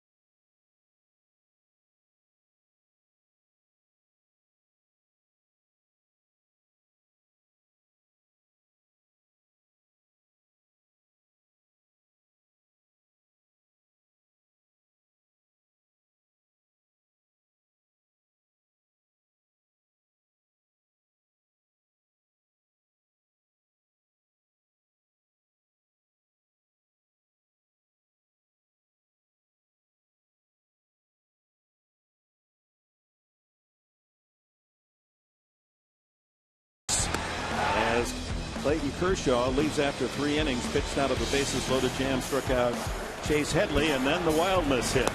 Volquez unable to throw strikes. Loney walked with the bases loaded, and then catcher A.J. Ellis also with a bases loaded walk for a 2-0 lead, and then a couple of errors by Maben and Bartlett. And the Dodgers scored their 3rd run unearned in the 5th inning.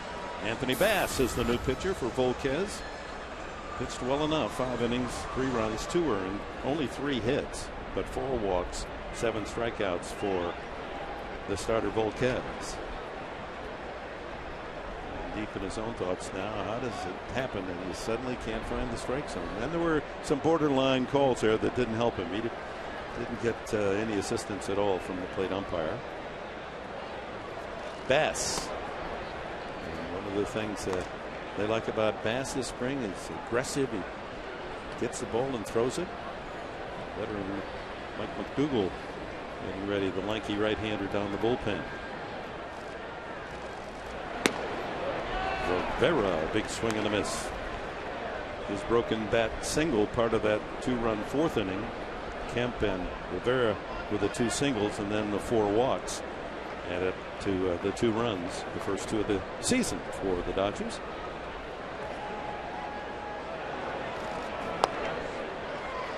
Good heat there at 94. Yeah, and one of the luxuries that the Padres have in Anthony Bass is that he can relieve, he can start. He's got a good live arm, good breaking ball, curveball, changeup, and that fastball we just saw. Rivera, then Loney and Uribe in the Dodgers 6th inning, 3-0 LA. Ground ball swept to short. Bartlett to Alonso for the out. And here's our answer to the AT&T trivia question. Which team have the Padres faced most often on opening day? And the answer is the Giants 14 times. Figured one of the NL West teams. I don't see the Giants till almost a couple of months into the season this year. In fact, I think it's June. No, I'm wrong. The end of April, a three-game series on a weekend up in the Bay Area. First time we see them here at Petco is June 5, 6, and 7. So you Giant fans might want to mark those dates and get your tickets early. Loney has struck out, walked with the bases loaded to pick up an RBI. He with an RBI. Ellis with the bases loaded walk, knocking in 1, and though safe on an error, Matt Kemp is credited with the run batted in the last inning.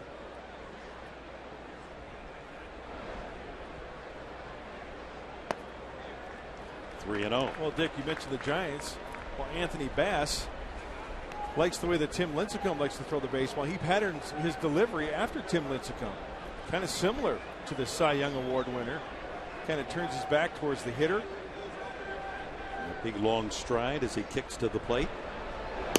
And he says, hey, if it can work for Lincecum, why not? Cannot work for me. You know, when you think back to, we never get old. You think back and replay games that you pitched. There's a slow motion, super slow motion. Look at that long stride. Yeah. Back to the mound, and a good play made by Bass on the comebacker. And Loney is out. 2 gone, and Uribe the hitter. Mentioned in the pregame show during the instruction, remember the ball leaves your hand, you are an infielder. Bass hooks this one. Takes his time and a little toss over to first base. Thank you very much. Loney fishing for a base hit. And if that eludes Bass, that ball's in center field. 2 gone. Uribe a walk and a strikeout. I was going to say that, Mark Rand, you look back and, I replay broadcast. I replay games in college and high school, and you look back to your major league career and say, well, what if I had done this? What if I picked up another pitch? What if I had changed my motion? You ever second guess yourself a little bit? Yeah, what if I ever threw a strike? What would happen? What if you didn't have to back up third? But you talk about, favorite players growing up as a kid. I admired and idolized Tom Seaver. And, I found out really quickly, if you try to deliver the baseball like Tom Seaver did, he was a drop and drive guy. he would drag that knee. You know, that doesn't work for everybody. So I found out really quickly that that's not going to work for me. So I just tried to stay within myself. Uribe, fly ball to left. Guzman is there. 1-2-3 inning for Anthony Bass.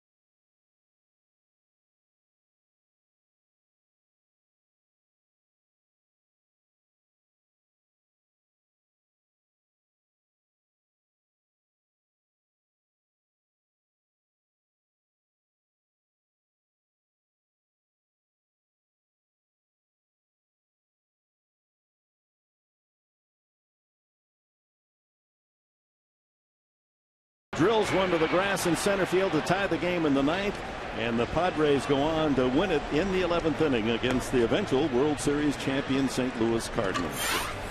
Maben striking the big blow. Will Venable is going to hit second. Chris DeNorfia starting in right field against the left-hander Kershaw.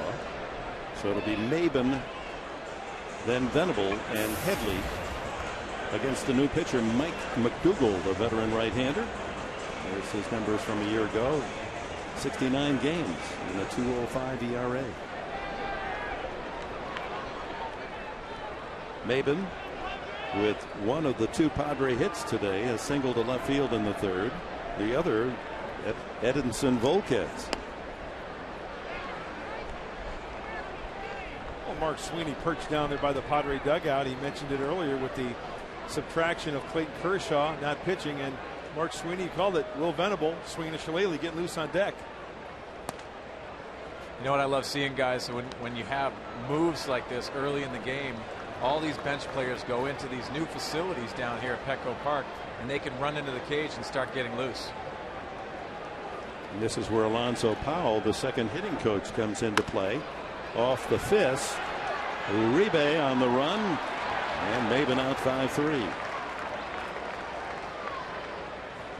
So Alonzo Powell, with Phil Plantier, the two hitting coaches, but only one can be in uniform in the dugout. Powell will stay back in the locker room, and when he gets word that a pinch hitter might be needed, he'll rush in, get the video out of that pitcher that you might hit against, and kind of get an idea of what you're going to be looking at. I mean, Mark Sweeney, it's different for every hitter, is it not? I mean, some players like to take cuts off the tee. Some players like to have coaches throw to them in the cage. What was your preference? Well, I wanted to do my work off the batting tee just to get loose. Will Venable batting for DeNorfia. DeNorfia walked and grounded out. His two at bats. Venable, a solid spring, looking to improve on that 246 average of a year ago. And finished the Cactus League action, Venable. Second best mark on the team, 349. Knocked in 8 runs and stole 9 bases. 2-1. Chase Headley would be next.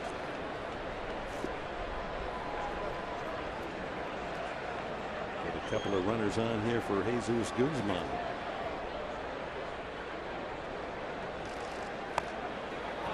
Three and one. Padres need some base traffic. And McDougal can lose his consistency throwing the ball in the strike zone at times. Fastball, upper 90s, a slider and a curve and a changeup. And he walks him. One out walk to Venable brings up Headley.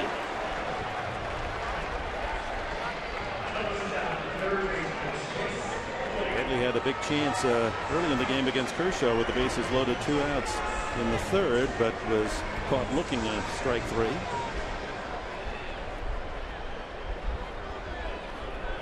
One out walk to Venable. Padres trying to give this big sellout crowd something to cheer about here in the 6th inning. Ball 1.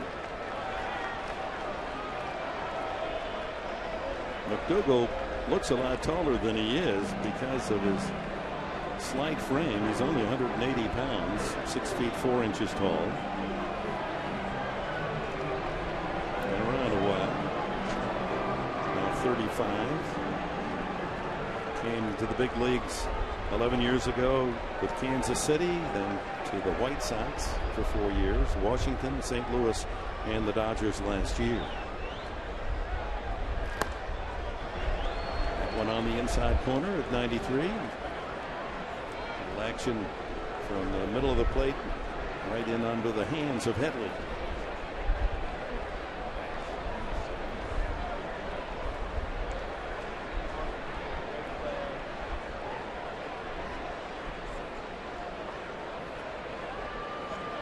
Venable goes.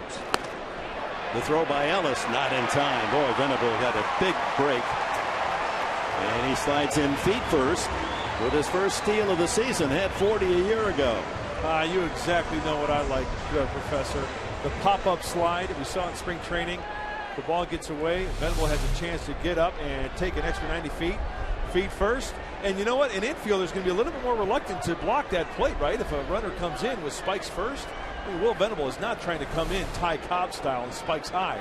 But still, that's a good aggressive slide into the bag. 2-1 to Headley, runner in scoring position, and it's inside 3-1. You're absolutely right. When you know the runner's going to slide in head first, the infielders don't mind putting their knee right in front of the bag, make you slide into a lot of stuff. That last pitch may have been a strike. You notice that A.J. Ellis was set up away. He had to reach across the inside, and McDougal did not get the call. Headley flies it foul. Full count now as we have measured Headley time and time again. He'll take a count deep. 3-2. Checks with the umpire. Is that a strike? Umpire Darling said yes.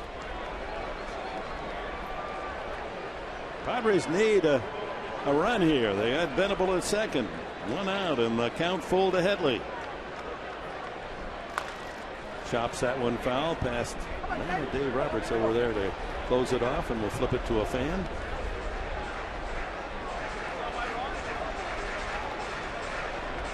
Guerrero and Elbert in the bullpen for Don Mattingly's Dodgers.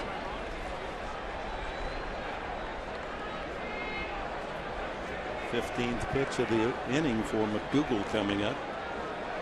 3-2.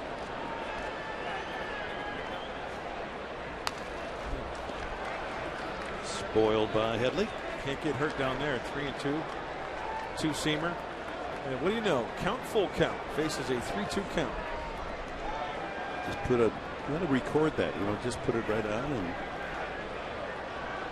just play. Our technicians can just play the full count routine. Let's see if he gets a pitch he can drive.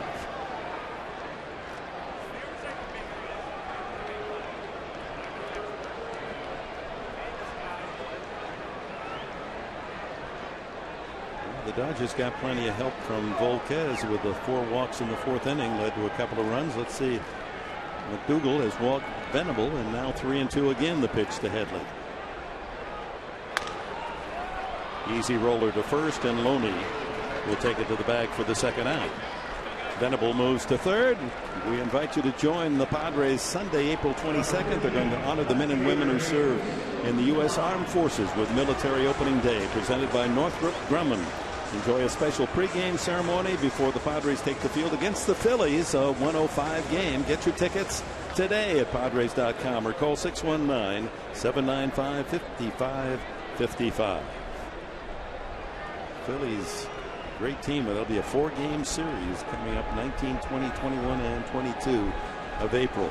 Guzman drives this one to left center field. Kemp won't get it. It's up the alley. Venable scores, and Jesus Guzman cruises into second with a double. It's 3-1.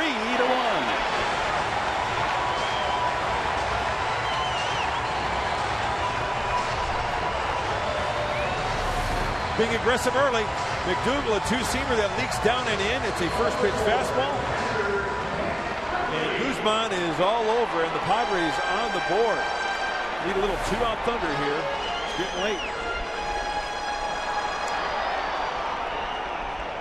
Well, they pick the stick, before every game. Your fans don't tune in. You've got to tune in because we get to pick a player, and then you get points if they knock in a run or have a double. Wonder who had Guzman today. There's Nick Hundley, grounded out twice. And he pops it up. Right side, second baseman Ellis. And that's it for the Padres in the sixth, but they're on the board. A walk and an RBI double. It's 3-1 Dodgers.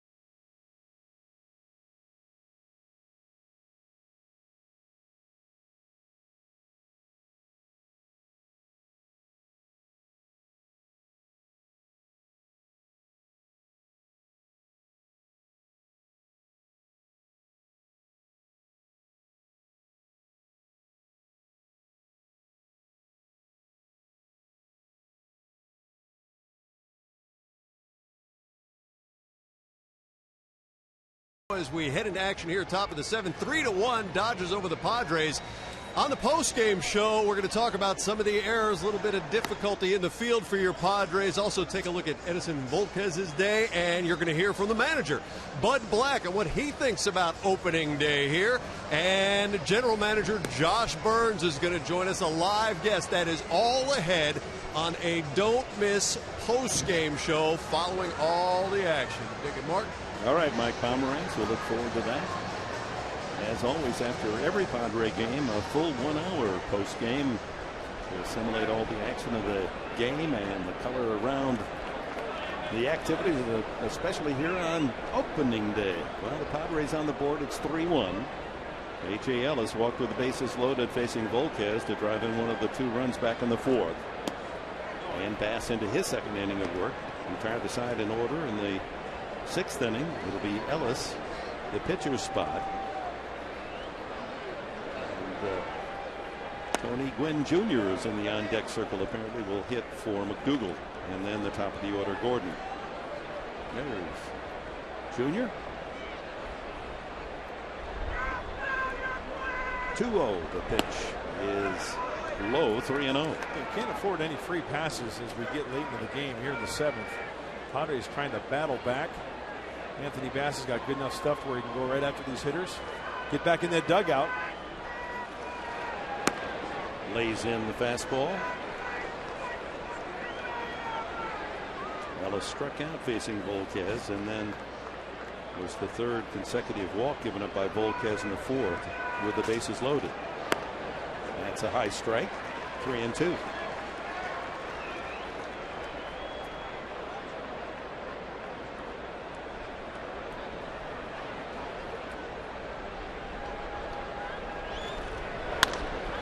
Fly ball right center. Maben into the gap. He squeezes this one. Well, we've been wondering where Layla Rahimi is. I guess she found an opening day party. Layla. We're hanging out here at the Fox Sports Grill, enjoying the wrap-up of opening day. I'm with Lisa and Mike. And Mike, as a Padres fan, who are you looking forward to the most playing this season? Well, there's a lot of new faces, but I'm looking most forward to Cameron Maben playing center field. I'm excited to see him steal some bases and cover some ground. And then, Lisa, for you, what is your favorite part about San Diego as baseball season begins? You know, probably just the fact that it's the start of a really great season. We could draw lots of crowds out, and it's just fun to see everyone out and about enjoying themselves as we start this going into summer. It is a busy season, the start of spring and summer here in San Diego, and we're enjoying it at the Fox Sports Grill. Back to you. All right, Layla, have a good time. Tony Gwynn works the count 1-1. Gwynn used around last year by the Dodgers as a defensive replacement, occasional start. And a good defensive replacement at that. He saved a handful of games last year for the Dodgers. And remember the one great catch in left field against the Padres that looked as if that was going to be a bases clearing extra base hit and would have won the game for the Padres, but Gwynn denied with 2 outs in the ninth inning. 1 out, bases clean. And the 1-2 pitch. Ground ball sharply at Alonso. Covering his Bass. The 3-1 put up. Get over there. Good play by Alonso. Made sure. And it's a play that they practice over and over and over again through spring training. I don't know if Yonder Alonso will ever win a Gold Glove over at first base, but I think we're going to be pleasantly surprised this year with him over there. He's made a couple of good plays in spring training, and that is a good play going to his right. And once again, firing a strike. There's 2 parts of the play, getting to the baseball and then firing a strike to your pitcher covering. He did a nice job both ends. 2 gone, 5 straight retired by Anthony Bass. Top of the order, D. Gordon. He struck out twice against Volquez and was safe on the 3-base error. And his fly ball was dropped in deep center field by Cameron Maben. He went around on the bunt trot. Padres showing respect for his speed. The third baseman Headley, first baseman Alonso play shallow.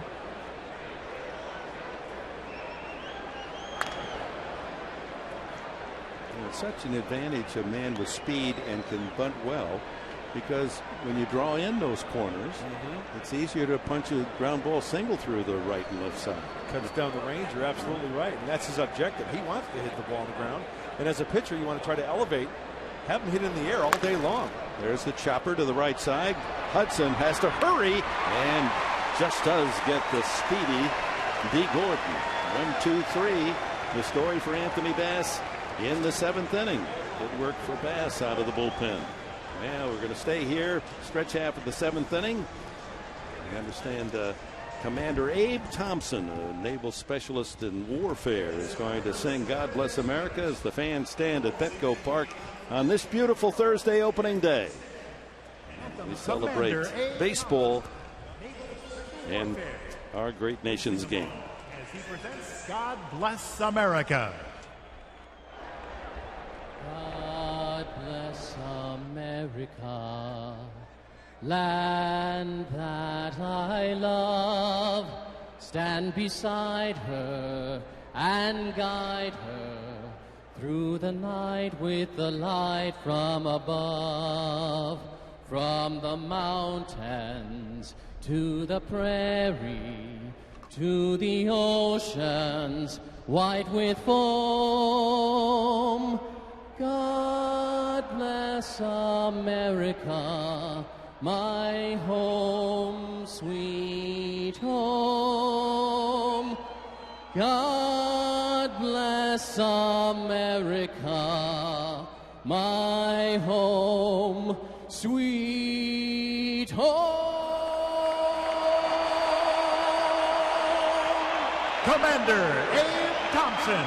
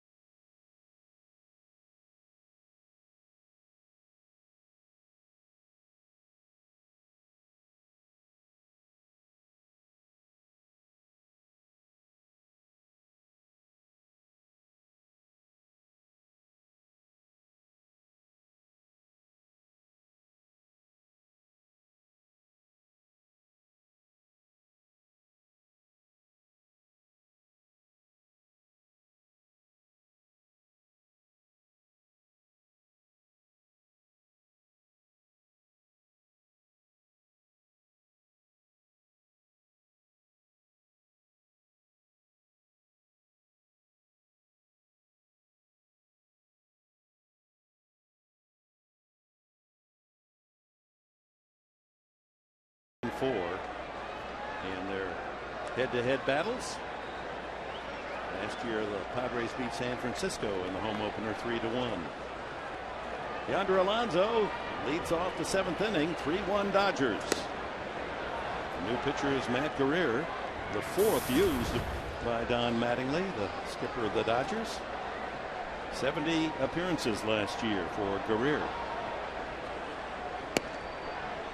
Couple of quick strikes on Alonso, who has struck out and was robbed of a hit on a sharp comebacker deflected by then the pitcher Josh Lindblom, and Gordon made the defensive play of the game behind second base. Alonso, Hudson, and Bartlett scheduled in the Padres 7th, leading to the tie.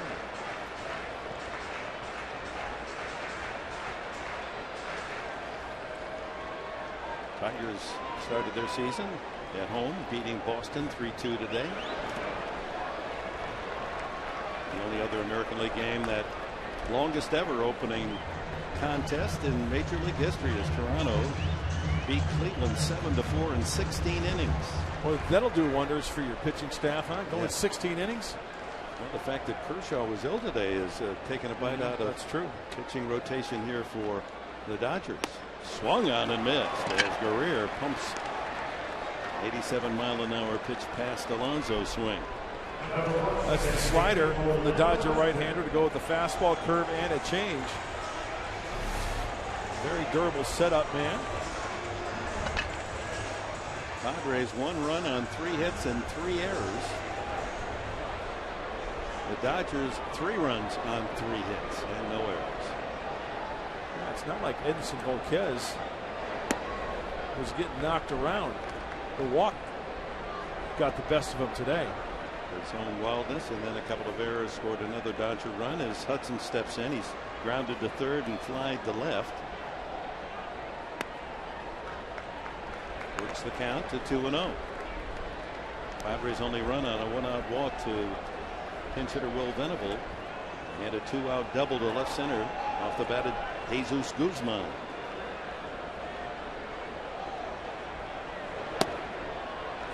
Three-0. Guzman, who continues to be such a productive hitter.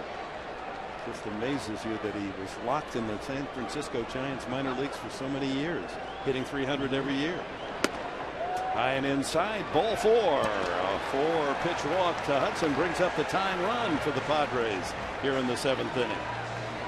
Well, Fox Saturday Baseball returns this week. Some of the sport's biggest names: Albert Pujols, the Angels, the Tigers' new first baseman Prince Fielder, the defending World Series champion Cardinals. They all are going to be headlining the debut of Fox Saturday Baseball. 3:30 Eastern, 12:30 Pacific, beginning with our all-new pregame show that covers all the big stories and gets you ready for the first pitch right here on Fox. And, of course, then the Padres on Saturday, a 5:30 game, 4:30 for Padres Live, as Chris Capuano will duel Dustin Mosley of the Padres. 5 straight balls thrown now by Guerrier. Bartlett trying to go to right field behind the runner Hudson. It's 1-1. Jason, a strikeout and a fly to right in the opener. Jeremy Hermida on deck. Apparently will hit for Anthony Bass. Left-hander is throwing in the Dodger bullpen. Ground ball right at the second baseman. Ellis to Gordon to Loney. 4-6-3 double play. And that's it for the Padres in the 7th. We go to the 8th. 3-1 Dodgers.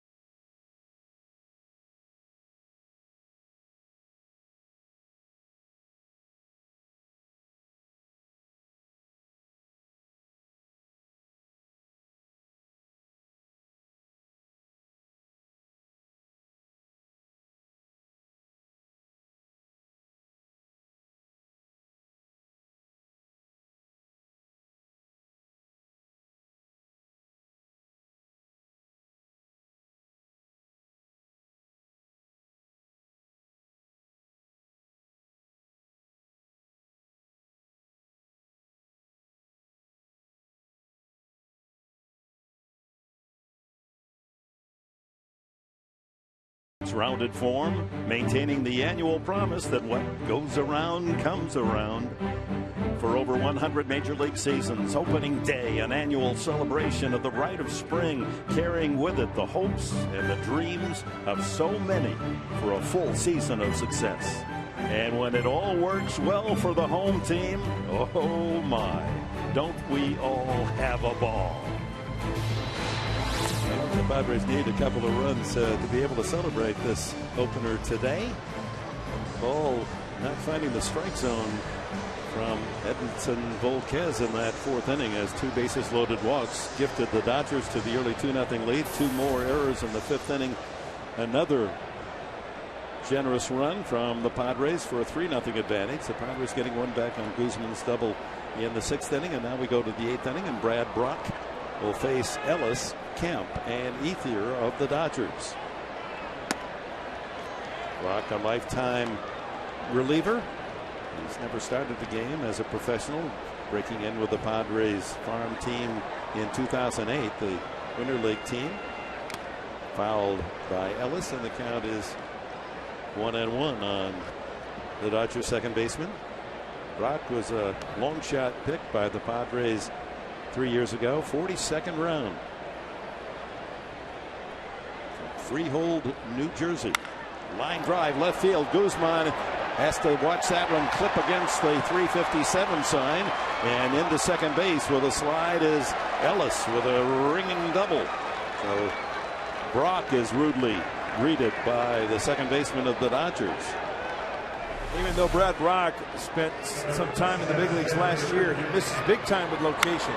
Wanted to go down and away with his fastball, and Ellis was all over the fastball that leaked up and in. Elevated a one-hopper off the wall.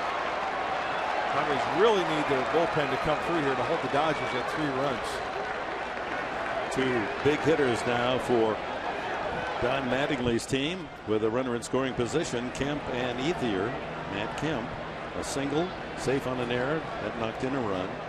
He's 1 for 3.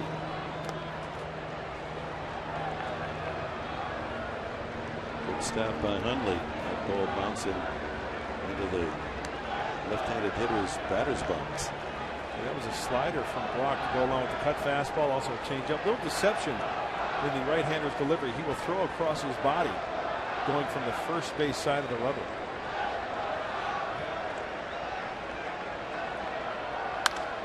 High fly ball hit well to right field. Venable out there in right, cruising back to the wall, and it's on the top of the wall for a home run. It just caught the padded top of the right field wall. There's the power of Kemp.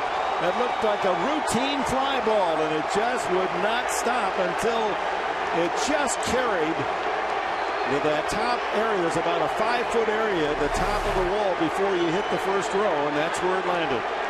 Kemp has his first home run, and the Dodgers now lead 5-1. Ouch. Once again, a badly placed fastball from Brock. Got it elevated, and when you mess with an elevated fastball up and away to a power hitter, they will take you the opposite way. That's exactly what happened to Kemp. A 1-0 pitch. Well, Matt Kemp, who had MVP numbers last year, starts with a roar this year. 2 for 4 and 3 RBIs and his first home run. Ethier with a walk, fly out, and a strikeout. Clock ahead on the count, 2 strikes.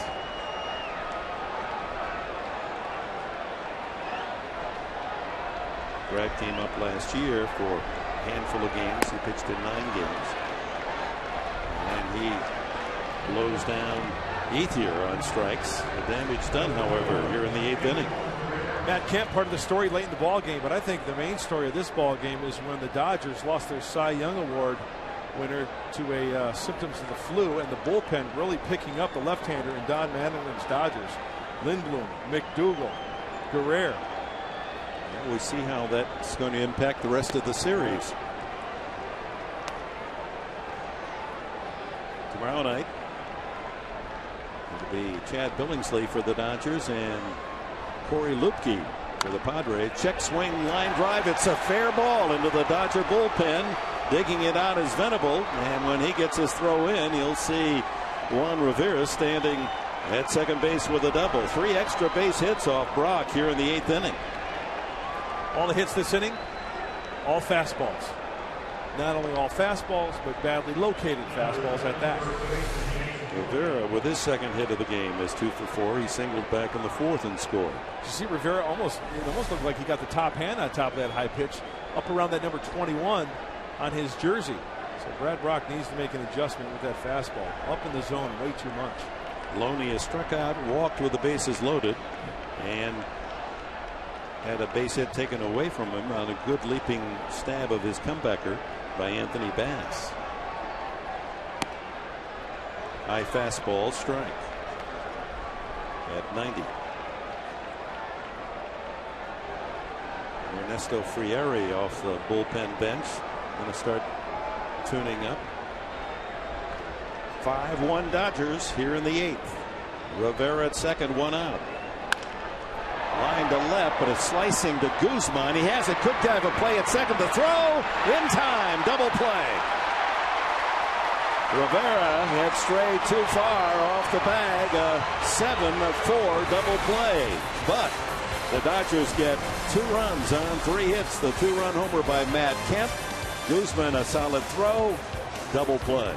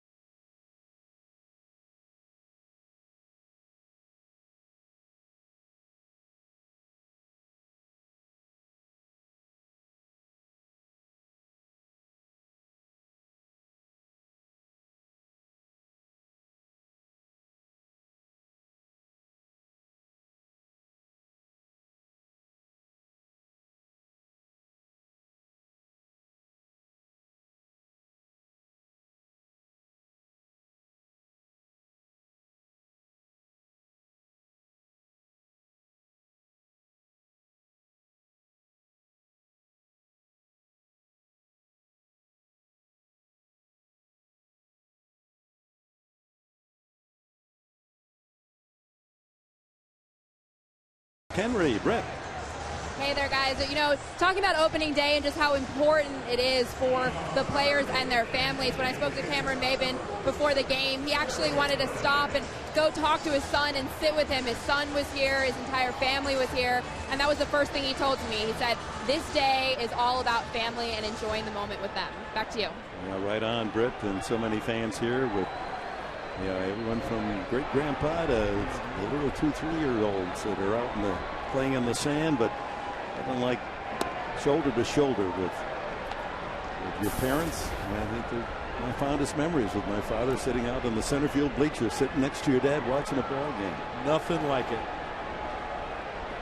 Hermida batting for Brad Brock.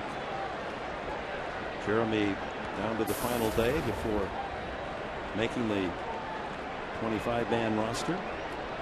Turned down a chance to go to Japan to stay with the Padres and facing Kenley Jansen, and the count goes 2-1. He just felt that even though he was on the Tucson roster, that he liked the way his spring training was going and that he'd get a chance to be with the big club, and sure enough, opening day, here he is. That's in there, 2-2. Big guy Jansen, who is signed as a catcher, and such a strong arm, they've converted him to a relief pitcher, and he took to it very quickly. He throws a natural cutter, and he can get it up there in velocity, 97, 98. Ground ball up the middle, not hit very well, but it had eyes, and Hermida, an infield base hit.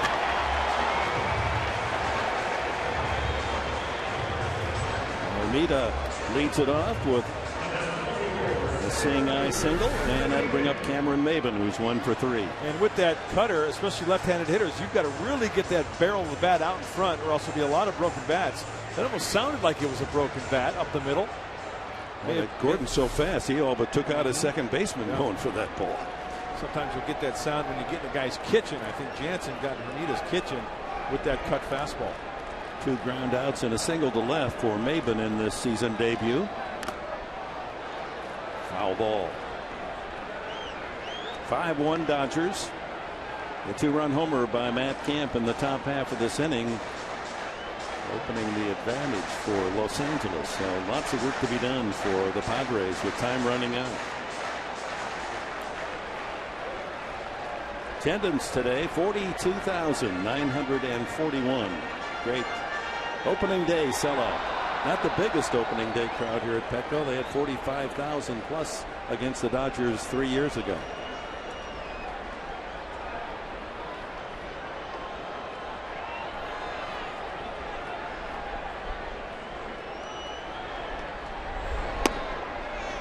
Just missed. 94 on that fastball. See that little cut action out of the hand of Jansen? For right-handers and left-handers alike, if located nicely, tough to hit.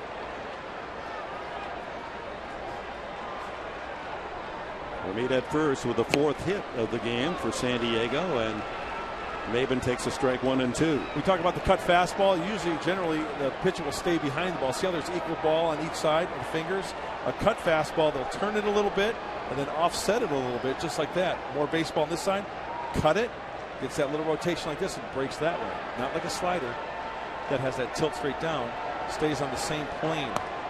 Aerodynamics from Professor Mark Grant. Thank you, Mr. Ember. You really, when you think about, you think about all the different positions of the fingers on the ball, with the seams, across the seams, off center, and how you can work the ball if you've got an arm to work it and make it do different things. And an old physics professor a long time ago said the ball doesn't move at all. It's just an optical illusion.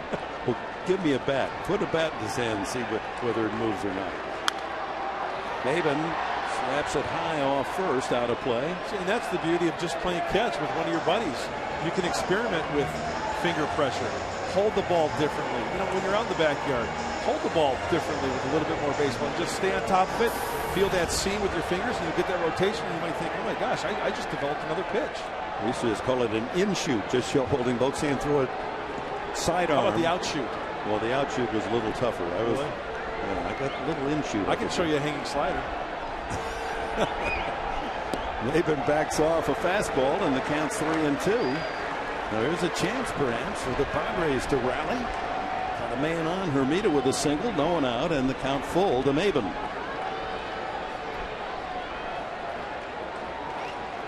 He's got the rally cap working.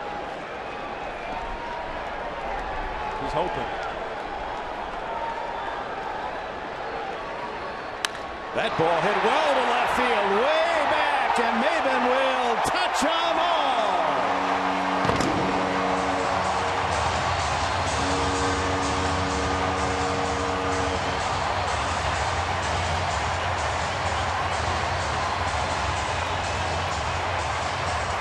Maben's first home run of the season, and that one was really struck well. Long and high. And Maben repeats his opening game magic of a year ago. He knew it. When you talk about a guy, Jansen, missing a location, he wanted to pepper the outside part of the play with a fastball. That one was down and in, and no doubt about it for Daddy Longlegs. Great camera work, right at you. 5-3, Dodgers lead. Single by Hermida, and Maben's two-run shot. Here's Will Venable. So Maben matches Kemp's two-run homer in the 8th inning. That gets things vibrating here at Petco. And we saw some late life from this Padre team in spring training. Maybe they can carry it over here to Petco Park on opening day. Well, they led the National League in home runs this spring, and Maben gets the first today in the dirt. And it's 2-1 to Venable. Came off the bench as a pinch hitter in the 6th inning. Worked Mike McDougal for a walk and came in on Guzman's RBI double after Maben stole his first base. We'll check that Venable stole his first base of the season. Ground ball right at the second baseman Ellis. And Venable out 4-3. Britt McHenry. Feeling it? Yeah, down by the dugout. I got to tell you, Dick, it went nuts. Everybody was up against the wall, but as soon as that home run was hit, it was almost disbelief. It took a second, but then they all just jumped off and went to go give him applause, and it was just brought some energy back into the dugout, which they needed. Back to you. All right, Britt. Maben's two-run shot, closing the gap to 2 runs. And I'm sure Britt was very happy. She's the happy Hatter. You know why? Why is that? She went to Stetson, the Hatters. Of course. And then finished up at undergraduate at Stetson, and then went to Northwestern for journalism school. You got to be pretty smart to get into Northwestern journalism school. And then Washington, D.C., and then she has obviously the extraordinary intelligence to move to San Diego and join us. The Happy Hatter. The Happy Hatter. I was quite happy there playing soccer. Don't lose that smile. So Chase Headley up 2-1 the count. Headley has flied to right, struck out, and grounded to first. That home run by Maben measured at 445 feet. Only one out here, a base hit, loop and a blast. 3-1 now to Headley. You know that Headley is going to work that count. A lot of fastballs from Jansen. The breaking balls that he has thrown have not been for strikes. So you might see these Padre hitters just spin on that breaking ball if in fact Jansen throws one and key on the fastball.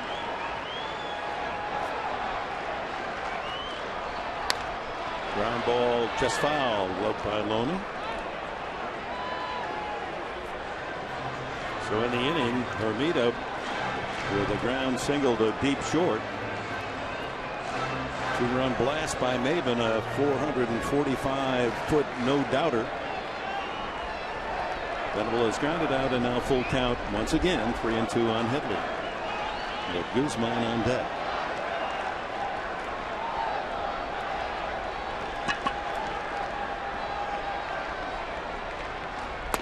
Struck him out on high heat.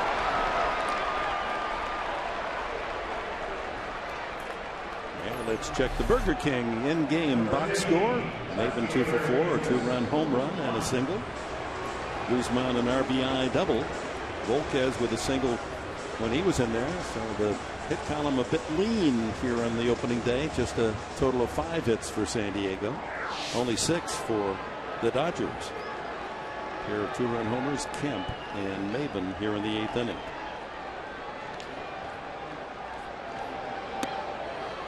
Breaking ball misses, ball 1. Well, Jim Harbaugh picked Maben. That's right, he did. To be his player today, and so that 2-run homer is going to give him some points. Fortunately, he's got to go back and coach the NFL in San Francisco, so he's not going to beat me. It was nice to have Coach Steve Fisher of the Aztecs basketball team join us, and of course Jim Harbaugh on our pregame show. We thank them for being with us. Stick around for the postgame show. Padres Live. Out at our new beautiful set. Mike Pomerantz, Mark Sweeney. I'm going to join the boys out there. Right near the Tony Gwynn statue. So when you come up and you get those bargain park in the park seats, what are they, just $5, I think. Get to see the game from out on the lawn. 1-2 now. High fly ball. Left center, Matt Kemp is calling. And the Padres are gone in the 8th inning, but they close the gap to 5-3 following Hermita's single. It was Cameron Maben drilling 445 feet on the home run.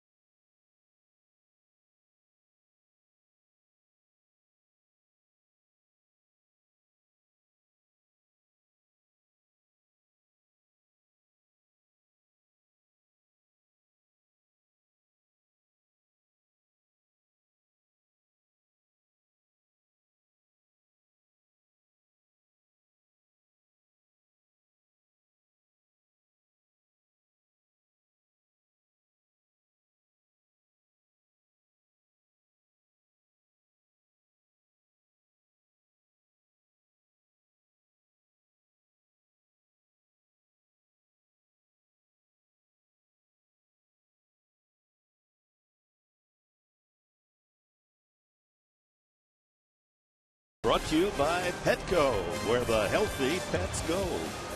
And by Burger King, the proud sponsor of opening week baseball.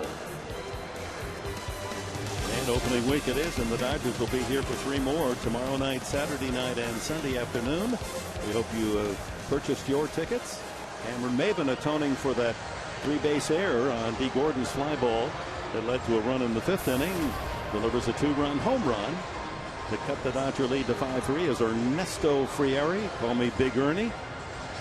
Well, Big Ern worked in 59 games a year ago. When he's on his game, his stuff is as good as anyone. He most certainly is, and he always works from the stretch position. Needs to iron out some herky-jerky motions in his delivery, because when he's herky-jerky with the delivery, he gets off with his release point. Way outside to Juan Uribe, who will be followed by catcher A.J. Ellis and a pinch hitter undoubtedly here in the 9th inning for the Dodgers.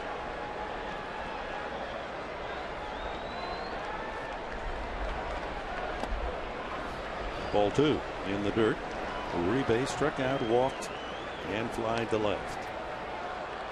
Just joining us, the Dodgers got 2 in the 4th thanks to starter Edinson Volquez's wildness. He walked in 2 men with the bases loaded to give it a 2-0 Dodger lead.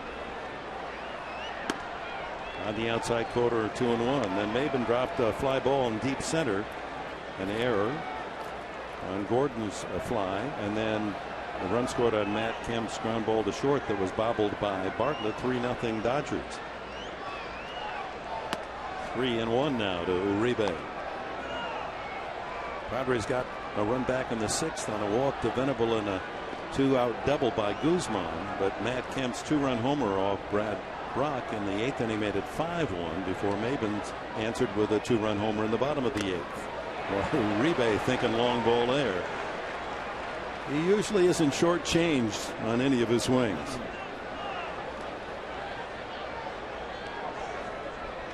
Been a very useful player, hasn't he? Yes, he has. Got a little pop in his bat. Good defensively.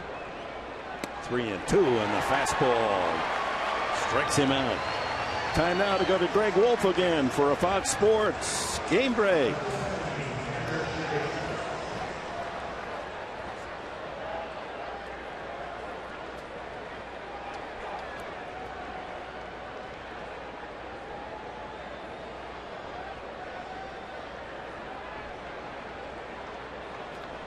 Cubs starting the new season in familiar fashion with a tough loss, 2-1. Jerry Hairston is in the on-deck circle. Former Padre making the Dodger squad. The two reserve outfielders for Los Angeles are ex-Padres Tony Gwynn and Jerry Hairston. Good fastball again, 92 from Frieri. Tough to pick it up because his motion, that sidearm comes up. Ball comes out of his uniform. You're absolutely right, Dick. He goes from the first base side of the rubber. Plus, he throws across his body. Misses high and away. Fourth pitcher used by Bud Black, Volquez, Bass, Brock, and Frieri. Dodgers have used 5 pitchers. Watch out. Oh, skidding line drive back of the Padre dugout. Mentioned Ernesto Frieri going from the first base side of the rubber. Look how the ball is behind his body. He's got the high front side of the glove throwing across his body, and then not really a short armor, but doesn't really give the hitter a good look-see of that ball way out from his head. It's kind of almost like on the short end side. Very tough to pick up. Foul back. The other thing he does before he starts his motion forward, he drops the ball, his hand almost behind his back. So now he's got to get it all the way back up to that sidearm 3/4 position.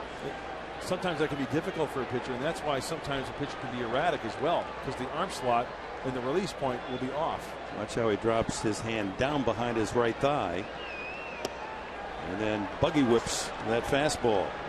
Actually, that was an off-speed slider.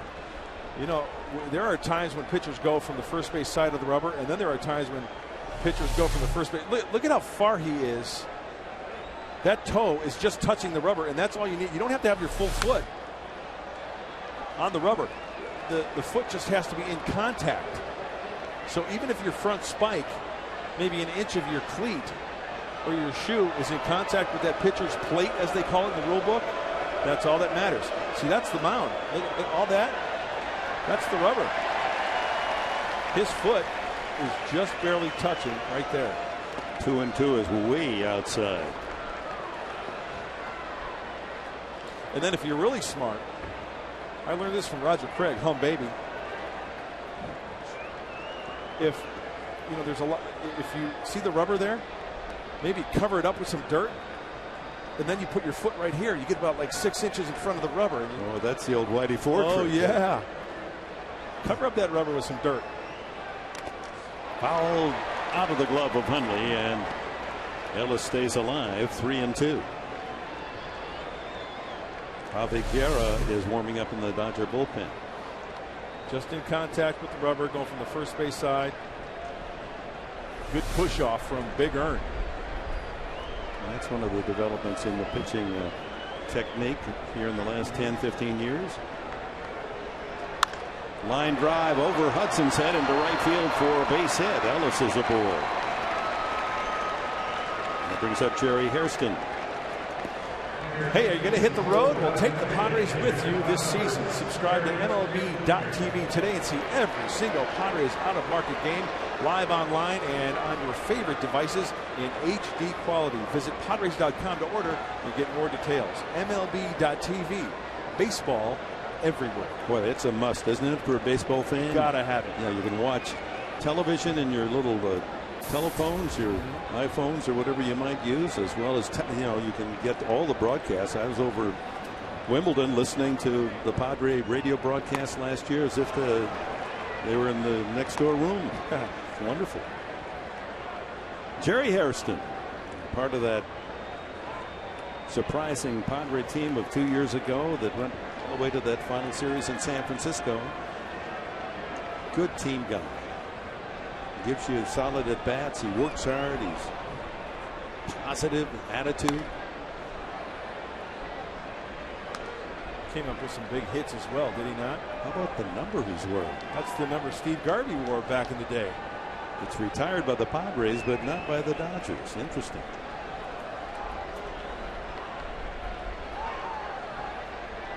That one home run against the Cubs was enough to elevate that 6 into retirement in San Diego. It is puzzling to explain to fans from out of town. They say, well, there are all the numbers retired. Well, what's Steve Garvey's number doing out there? The latest, of course, 51 for Trevor Hoffman at a ceremony last year. 2-1 to Hairston. Ellis at first with 1 out here in the top of the 9th inning. The Padres trailing the Dodgers 5-3. Looking ahead to the bottom half of this 9th inning, Hundley, Alonso, and Hudson are scheduled for San Diego.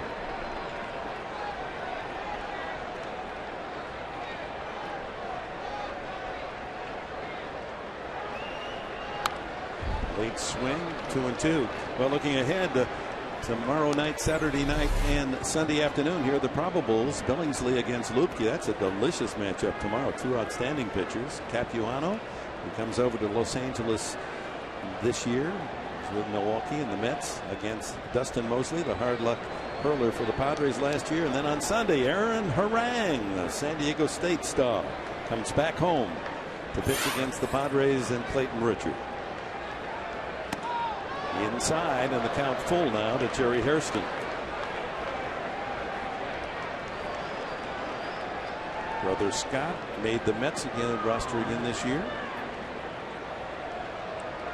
From great baseball heritage, grandfather, father, Hairstons, and the big leagues. There's Aaron. Appropriately going to pitch on Sunday, Military Day. That's out of play. Padres, the military Major League Baseball team, saluting our men and women in uniform every Sunday. Good to have the Navy guys with us today. Hey, we remember those 3 sailors giving you a shout out as we were going out to the set. They were all over you. Yeah, but you know how you can make them friends immediately?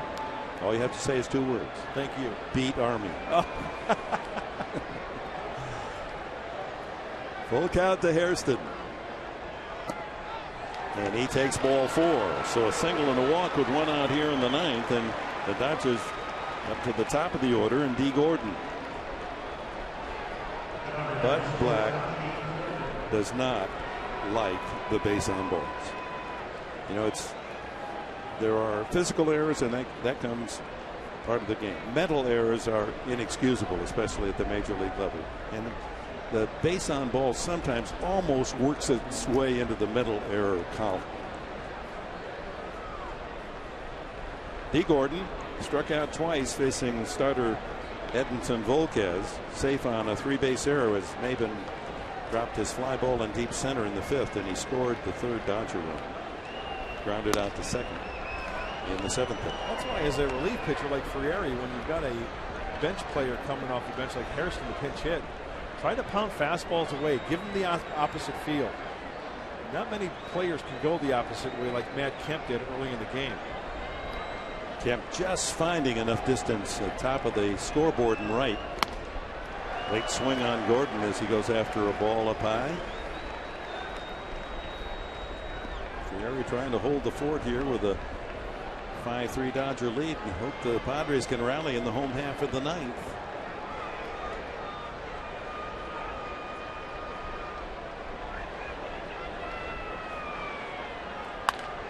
Fouled out of play. Here almost 7 o'clock in the evening in San Diego, and the lights just taking their full effect. Not quite yet. A little bit of daylight left. That marine cover working its way in over the ballpark. 1-2 to Gordon. And away. Well, you're absolutely right. That runner at second base is huge. Need to get out of this inning and keep it at 5-3. Then the objective for the Padres, a base runner and possibly an extra base hit or a blast to at least try to tie it up. Look out. That went into the far end of the Padre dugout. It's about where Dick McHenry and Mark Sweeney had been positioned earlier. I wondered why Mark had that glove on his belt there when he came to the ballpark today. He's a smart man. Yeah. 2-2 to Gordon. Swung on a miss. He went after some high fastballs, didn't he? 2 away. Frieri's second strikeout. Even though Ernesto Frieri misses with location, you see where Nick Hundley was set up down and in with the riding fastball up and away. And Gordon is all over it. So 2 on 2 out to Mark Ellis, the second baseman, who has grounded out twice, struck out, and doubled to left his last time. Frieri's 30th pitch of this 9th inning. You know, 30 pitches, right, in 1 inning. Well, 30 pitches in 3 innings. At least you get a little bit of a blow sitting in the dugout, right? You get to collect yourself. 30 pitches in 1. That's a workout. Yeah, that's 3 innings, 90 pitches. That's maximum. It's not as if he wants to throw that many. Sometimes his mechanics just a little off and can't find the strike zone. There's a beauty. Nice curveball, had good downward action.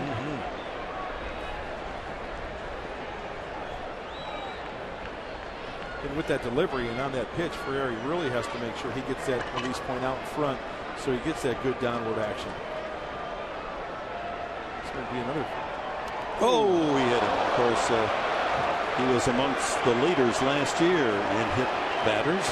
Bases loaded now as Ellis is clipped, and then you load the bases for Matt Kemp. Not a good idea.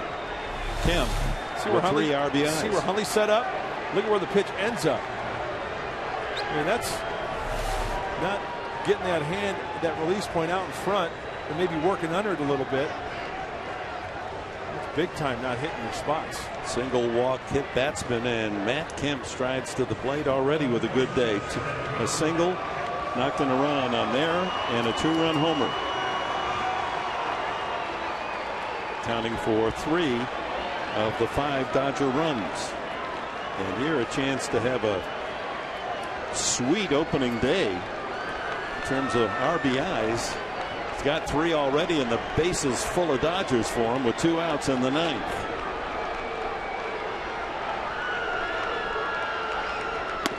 Strike.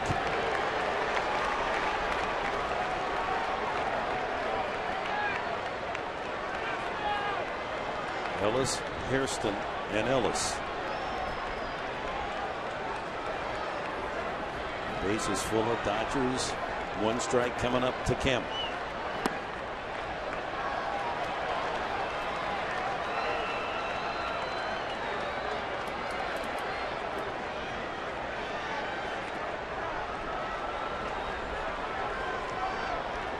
Home run was to right field, just enough distance. And if he throws him a fastball away, you better keep it down. Oof. Ball that he hit in the 8th inning looked as if it was going to be caught. Venable, in fact, the way through the bat-away, acted as though he didn't get it all, but he just hit the top of the scoreboard, that padded area. Barely in the ballpark, but barely counted for 2 runs.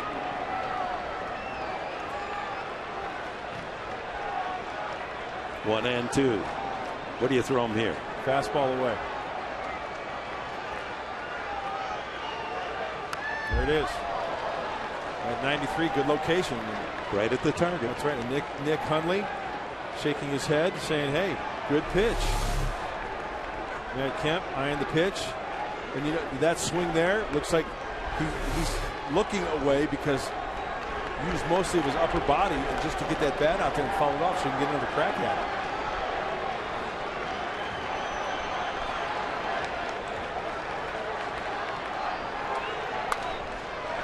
Protective swing. Stays alive on the slider.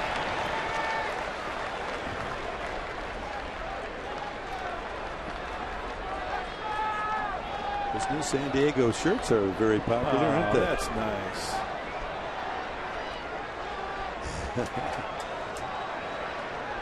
Not a bad place to, love Petco Park. Nothing wrong with that. 1-2.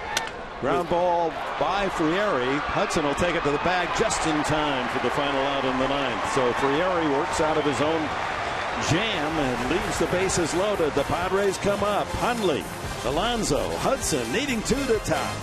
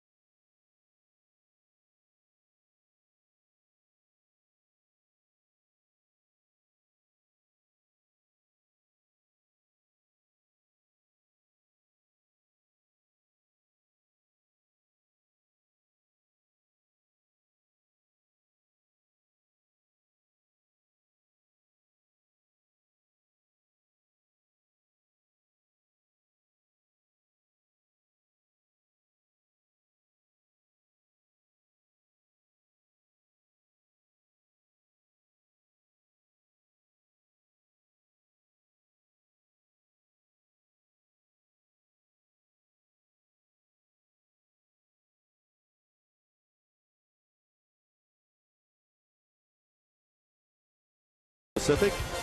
Pleased you've joined us. First of 162. Every game televised on Fox this year.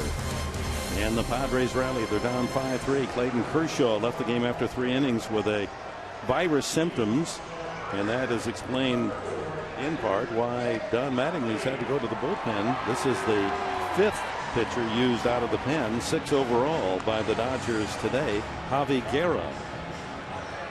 Guerra, the closer, to face Hundley, Alonso, and Hudson to secure this 5-3 opening day win. Javi Guerra last year for the Dodgers, 21 out of 23 saves for the right-hander. You know, the Dodgers really don't have a bona fide closer, but he has proven last year that he could fulfill that role. It was a fastball, slider, curve, and a change. Mid to upper 90s on the fastball for Javi Guerra. A native of Denton, Texas.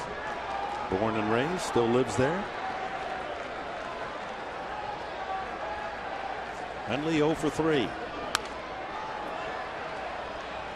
Grounded out twice and popped to second.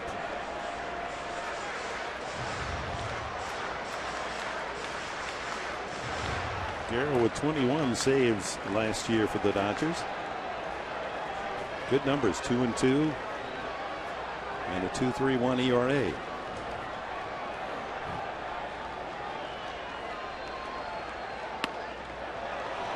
Oh, Hundley didn't like that call. He looks back at Gary Darling, and the count is 0-2.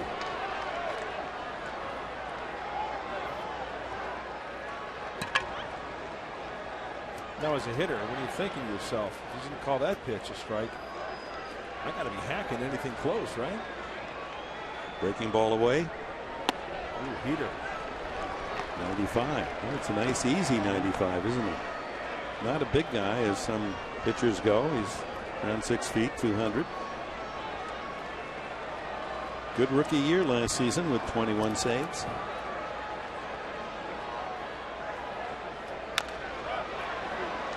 Hundley stays alive.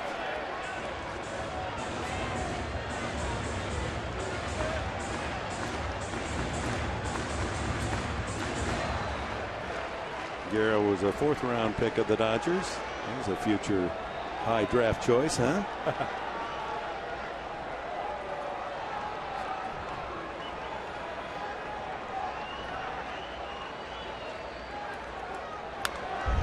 Good cut.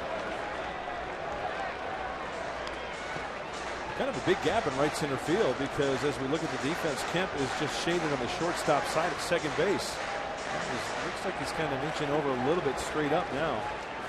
But a line drive in right center field, a fastball down and away would be some kind of nice for Nick Hunter.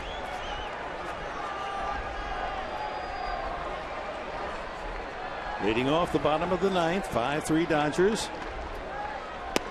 Strike 3 call. Inside corner. Fastball, and Hundley caught looking. That's a good pitch. And as we have a second look, it looks like it's right on the inside corner. So after going away, freezes Nick. It's definitely high enough. It's right at the knees on the inside corner. Brings up Yonder Alonso. He struck out twice and was denied a hit on a sharp comebacker. 1-6-3 put out back in the 4th inning. Good play by D. Gordon to skid out on the grass behind second base and get up in time to throw him out.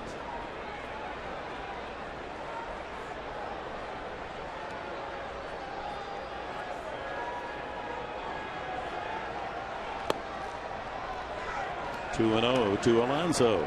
Orlando Hudson in the on deck circle. The base runner, then it'll be down to Jason Bartlett hitting 8th.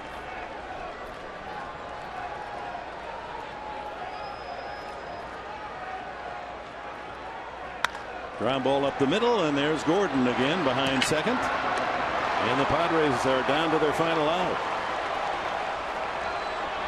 0 for 4 for Yonder Alonso in his Padre debut. And here's Orlando Hudson.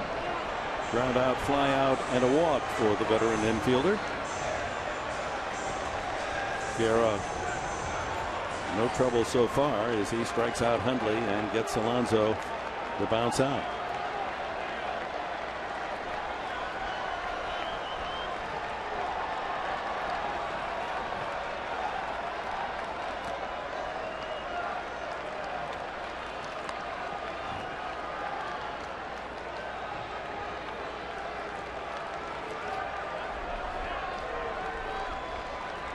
But lacks perspective. Not all bright on this opening day, as his Padres were much too generous early in the game. 2 bases loaded walks and another run scored on a pair of errors to give the Dodgers a 3-0 jump start. Well, the 3 errors are the one thing that really stick out in my book.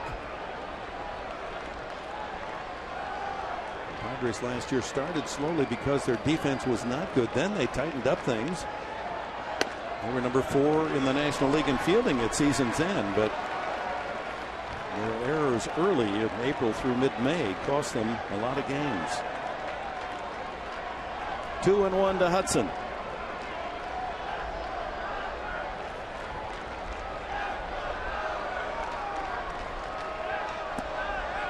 And now down to their final strike, the home team. It's 2-2.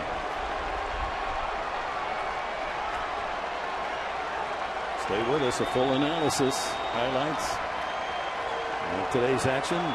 Magic Johnson's first game as a Dodger owner.